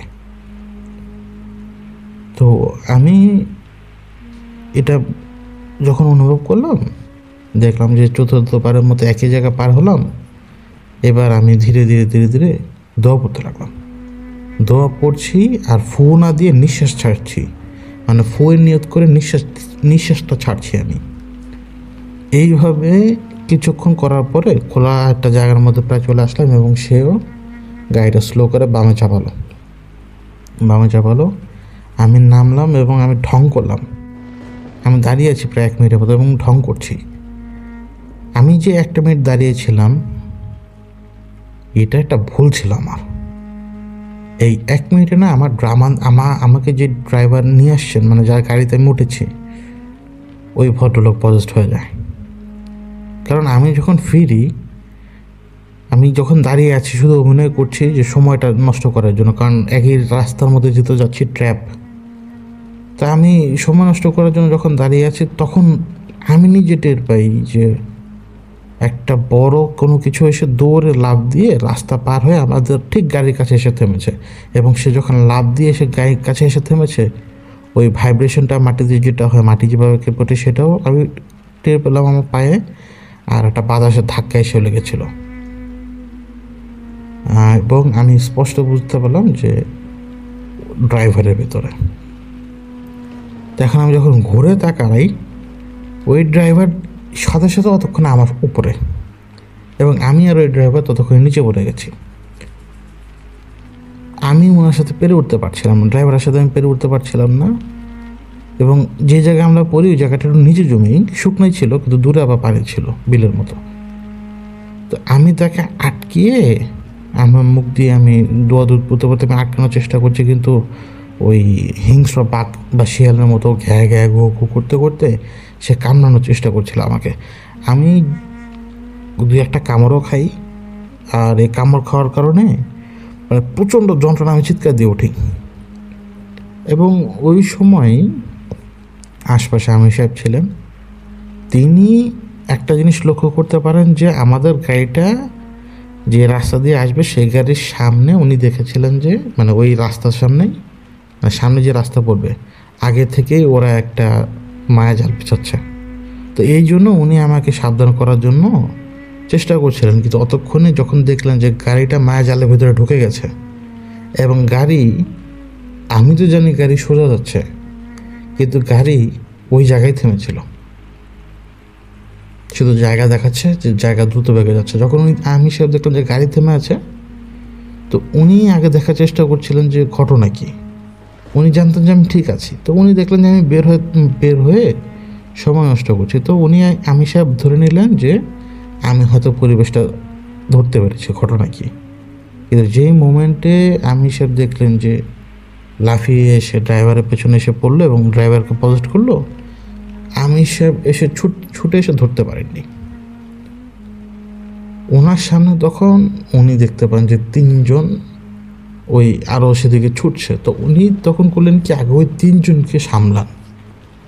3জন যে ছিল, ওই 3জনকে তিনি আমাকে ভালো মতো সামলান। ওদেরকে ধরাশায়ী করার সময় কিন্তু উনি খেয়াল করেন যে আমি চিৎকার দিয়েছি, এবং উনি বুঝতে পারেন যে আমি আর পারছি না।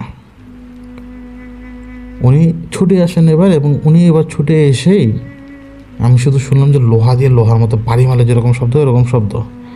তো ড্রাইভার কুকুরের মতো শব্দ করতে করতে সে সরে গেল, সরে যেয়ে নিজের মাথার এক সাইড ধরে, মানে কুকুরের মতো কেমন যেন করছে। তো আমি আমার হাতে এবং এই ঘাড়ের কাছে কামড় খাই, 2 জায়গায় কামড় খাই। তো ওটা তো জানোয়ারের মতো কামড়, এবং স্বাভাবিকভাবেই আমার ওদিক থেকে রক্ত বের হয়ে আসছে। তো আমির সাহেব আমাকে বললেন যে তুমি ওকে ধরো। আমি ধরার চেষ্টা করলাম, কিন্তু আমি নড়াচড়া করতে পারছিলাম না, মানে পড়ে যাওয়ার কারণে ব্যথা পেয়েছিলাম, এবং ওই যে কামড় দেওয়ার কারণে আমি হাত আরও বেশি নাড়াতে পারছিলাম না। তারপরও আমি ড্রাইভারকে ধরি, আমি অনেক কষ্ট করে ড্রাইভারকে ধরি। ড্রাইভার কুকুরের মতো ঘ্যান করছে, কিন্তু আমি সাহেব করলেন কি, ওকে লাইনে নিয়ে আসলেন যাতে ও ঝামেলা না করতে পারে। এবং আমি ড্রাইভারের 2 হাত পেছন থেকে ধরে 2 পায়ের উপরে একটা লকের মতো করে ধরে বসে আছে, যে সে যাতে না ভাগতে পারে এখান থেকে। এবার আমির সাহেব ওর সামনে এসে দাঁড়িয়ে ওকে জিজ্ঞেস করে যে নাম বল। তো সে বললো যে আমার নাম রাঘব বোয়াল, কী করবি? নাম বললে কী করবি? তো সাথে সাথে একটা চড়ের শব্দ আসা বাতাসের ভেতর থেকে। তো আমি দেখলাম কি যে ড্রাইভার শুধু মাথাটা কাত করেছে, মানে চর খেয়েছে, কিন্তু চর মারতে দেখিনি কাউকে। তো এবার আবারও আমি সব জিজ্ঞেস করে নাম বল। তো এবার সে তার নাম বললো। নাম বলার পরে সে বললো তাহলে তুই ওই লোকটাকে মেরেছিলি? তখন এই দেও বলল হ্যাঁ। এবং এই দেওয়ার কাছ থেকে কিন্তু জানতে পারলাম যে ওদিন রাতে কী হয়েছিল। মাসুদ যখন মাঝিকে মারধর করে, মাঝির নাকটা ভালো মতো ভেঙে ডেবে যায় ভিতরে আর কি, এবং এটা একটা ভীষণ যন্ত্রণা ব্যথা। তো এই যন্ত্রণা ব্যথা তার মাথার মধ্যে যে আঘাত করে এবং তার মাথা ভার হয়ে আসে। যখন মাথা ভার হয়ে আসে, সে উঠে দাঁড়ায়। ওই সময়ই তার সামনে এসে দাঁড়ায় এই যে যাকে আমি ধরে রেখেছি, এই ড্রাইভারের উপর যে পজেস, সে এসে দাঁড়ায় এবং তাকে জিজ্ঞেস করে যে মাসুদ কই। কিন্তু ওই মাঝি কিন্তু মাসুদের ঠিকানা দেয়নি। মাঝি যখন দেখতে পায় যে তার সামনে সাক্ষাৎ দেওয়া সে হাজির, মাঝি কিন্তু ওই যন্ত্রণার মধ্যেও সে চেষ্টা করেছে যে নিজেকে প্রোটেক্ট করতে, কিন্তু সে নিজেকে প্রোটেক্ট করতে পারে নাই। ওই দেও মাঝিকে অনেক মারধর করে, ওইভাবে ফেলে এবং শরীর থেকে রক্ত যতটুকু পারে শুষে নেয়। তারপরও জিজ্ঞেস করে যে মাসুদ কই। কিন্তু মাঝি কোনো মতে মাসুদের ঠিকানা বা মাসুদের ফার্দার কোনো ইনফরমেশন দেয়নি। এবং যখন ওই মাঝিকে রেখে দেও ওই মেন দেও যে উঠে দাঁড়ায়, সে উঠে দাঁড়িয়ে সে দূরে তার যে চেলাপেলা আছে তাদেরকে ইশারা দেয়, ইশারা দিয়ে বোঝায় যে সামনে যদি কোনো বড় গাড়ি আসে সে বড় গাড়ির উপরে চড়ে যা। বড় গাড়ির উপরে চড়ে সেই বড় গাড়িকে দানব বানিয়ে ছুটে আয়। আমার শিকার আমি রাস্তায় নিয়ে যাব, আমার শিকারকে ছোবল দিয়ে সব কিছু কেড়ে নিয়ে ওই গাড়িকে ছেড়ে নেমে আয়। তো তারপরে এক্স্যাক্ট এটাই ঘটে। ওর চেলাপেলা একটা গাড়ির উপর চড়ে এবং গাড়ির স্পিড বাড়িয়ে দেয়, গাড়ির স্পিড কন্ট্রোলেই থাকে না। এবং এই মিন দেও করে কি জাদুর কারণে মারধর করে এবং ইশারা ইঙ্গিতে তাকে রাস্তা পর্যন্ত নিয়ে যায় এবং গাড়িতে সে চাপা পড়ে যায়।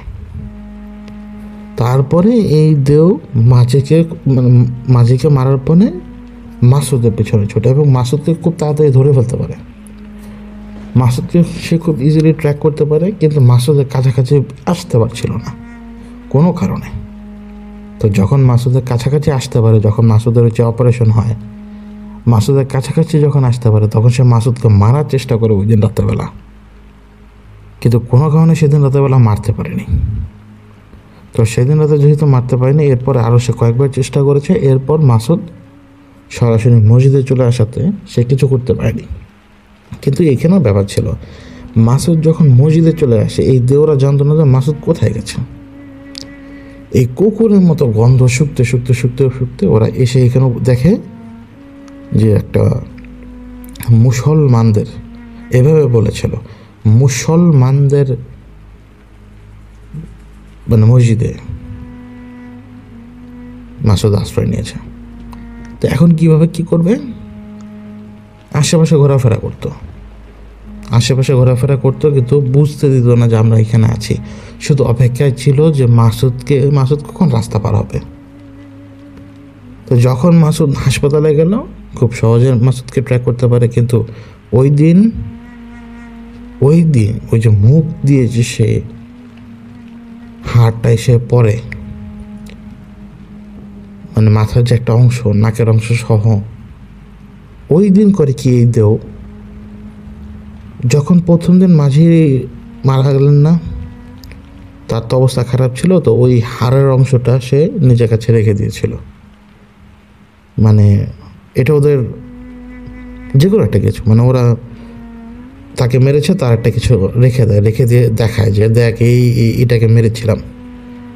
তো ওই মাথার ওই অংশটুকু সে নিজের কাছে রেখেছিল এবং ওই অংশটা সে নিজের কাছে রেখে প্রতিজ্ঞা করেছিল যে মাসুদ করে মারবেই।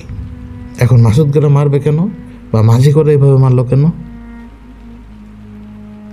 মারলো এই কারণে, একে তো ওদের শান্তি ভঙ্গ করেছে, দ্বিতীয়ত ওদের অসম্মান করেছে, তৃতীয়ত ওদের অবজ্ঞা করেছে, চতুর্থ সে নিয়ম ভেঙেছে এবং পঞ্চম সে ভোগ দেয়নি। এই 5 কারণে এই দেও এইভাবে মাসুদের পিছনে লাগে এবং মাঝিকে তো তারা মেরেই ফেলে। তো আমির সাহেব বলেন ওর দিকে তাকিয়ে যে তুমি তো এত সহজে বলে ফেলে সব কিছু, তুমি কি একবার ভেবে দেখেছো যে একটু পরে তুমি বেঁচে থাকবে কি থাকবে না? তুমি যে কাজগুলো করলে এই কাজগুলোকে ঠিক ছিল? তো ওই দেও চেষ্টা করলো থুতু মারার আমির সাহেবের দিকে, কিন্তু আমির সাহেবের গায়ে সে থুতু যায়নি। তখন আমির সাহেব করলেন কি, আমি দেখলাম জাস্ট আলো ফুটছে, মানে উনি যে কোনোভাবেই হোক একটা শক্তি তৈরি করছে, এবং ওই দেও ছটফটাতে শুরু করে। যখন ছটফটাতে শুরু করে আমি সাহেব আমাকে বলে দেয় যে ওকে ছেড়ে দাও তাড়াতাড়ি। তো আমি দেখতে পাই যে ওই ড্রাইভার পেশাব করে দিয়েছেন, ড্রাইভারের শরীর থেকে অজস্রভাবে পানি পড়ছে। প্রায় 3-4 মিনিট পরে ড্রাইভার যখন নিস্তেজ হয়ে পড়ে যাবে ওই সময় আমি দেখি একটা কালো ছায়া পাশে সরে গেছে, দানবের মতো ছায়া, এবং ছায়া পাশে সরে যেতেই মানে রাস্তার দিকেও যেতে পারেনি, সে ধুলোর মতো ঝরে পড়ে গেছে। এরপর আমি আমির সাহেবকে জিজ্ঞেস করলাম যে এখন কি? তো উনি বললেন যে এই লোকটাকে যেভাবে পারো হোশে আনো, আর হোশে আসার পরে আধ ঘন্টার মধ্যে দেখবে যে সে ফিট হয়ে গেছে। সামনের দিকে তোমরা যদি যাও, সামনের দিকে একটা জেলা শহর পড়বে, ওইখানে তোমরা বিশ্রাম নাও। আপাতত 1.5-2 ঘন্টার মধ্যে মুভ করার দরকার নেই, এই লোকটাকে সুস্থ হতে দাও, নইলে আরও বিপদে পড়ে যাবে। দেখা যাবে যে গাড়ি চালাতে গিয়ে নিজেই কোথাও লাগিয়ে দেবে। এবং এটা কিন্তু খুবই কঠিন, যে আপনি যদি কেউ বেহুশ কাউকে যদি এইভাবে জাগান, তো কী হয়েছে সেটা এক্সপ্লেনেশন কীভাবে দিবেন, যে সে ছিল পরে সে নিচে কেন? যখন আমি ড্রাইভার ভাইটাকে চেষ্টা করি মানে হোশে আসলো, প্রথমে তো বুঝতে পারলো না, প্রথমে মনে করছে আমি তাকে মেরে ফেলার জন্য জায়গায় নিয়ে এসেছি, প্রথমে সেটাই ভাবছে। তো অনেকক্ষণ লাগলো, অনেক বোঝানোর পর সে শান্ত হলো, সে বুঝলো। এবং এই বোঝানোটা এত কঠিন, এক পর্যায়ে তো সে দৌড় দিয়ে পালানোর চেষ্টা করছিল, যে সে ধরে নিয়েছে আমি তাকে মারার জন্য তো কিছু করছি। তো তারপরে যখন সে শান্ত হলো, বুঝলো, তারপরে সে গাড়িতে ওঠার সময় সে গাড়ির ভিতরে ঢুকে বমি করে ফেলল একবার, এবং তার প্যান্ট পুরোপুরি ভিজা। তখন সে নিজের গায়ের গন্ধে সে অতিষ্ঠ হয়ে গেছে। তো ওই গাড়িতে থাকা অবস্থায় সে আমাকে বলল যে আমি যখন যে বললাম যে আমি বাথরুমে যাওয়ার কথা বলে দাঁড়িয়েছিলাম ওই জায়গায়, তো সেও বের হয়েছিল গাড়ি থেকে, এবং সে গাড়ি থেকে বের হয়ে গাড়ির সামনে দাঁড়িয়ে ছিল হেডলাইট বরাবর। তো তার ছায়াটা রাস্তার উপর পড়বে তখন। তো ওই ড্রাইভার অনুভব করে যে কেউ তার পিছনে দৌড় দিয়ে আসছে, সে যতক্ষণে পেছনের দিকে তাকাবে অতক্ষণেই ঠিকই তার পায়ের কাছে এসে থামে, এবং ড্রাইভার শুধু এটুকু দেখে যেটা বন্য মহিষের মতো কোনো কিছু, মানে পেছনের সাইড দেখে, পিঠের সাইড থেকে শুরু করে পেছনের সাইড, বন্য মহিষের মতো কোনো কিছু তার কোমরে বিশাল জোর একটা বাড়ি মেরেছে। এইটুকু সে দেখে। তারপরে এরকম সে দেখছে যে আমি তাকে ডাকছি। তো অনেক ঝামেলা করে, অনেক বিপদ আপদ পার করে, কারণ মানুষ যে কোনো সময় সে চাইলে যে কোনো জায়গায় নেমে বলতে পারে যে লোক আমাকে মারার জন্য, মেরে আমার গাড়ি নিয়ে যাওয়ার জন্য আমাকে নিচে নামিয়েছিল। তো আল্লাহর রহমতে এরকম কোনো ঘটনা ঘটেনি। আর আমির সাহেব আমাকে বলে দিয়েছেন সবগুলোকে খালাস করে দিয়েছি, সমস্যা নেই আর। তো এটাই ছিল ঘটনা, মাসুদ ভাইয়ের ঘটনাটা। আশা করি আপনাদের সবাই ভালো লেগেছে। আপনারা দোয়া করবেন, আপনারা আমাদের পাশে থাকবেন, লাইক, শেয়ার এবং সাবস্ক্রাইব করে আমাদের পাশে থাকবেন। আজ আমি বিদায় নিচ্ছি, আল্লাহ হাফেজ।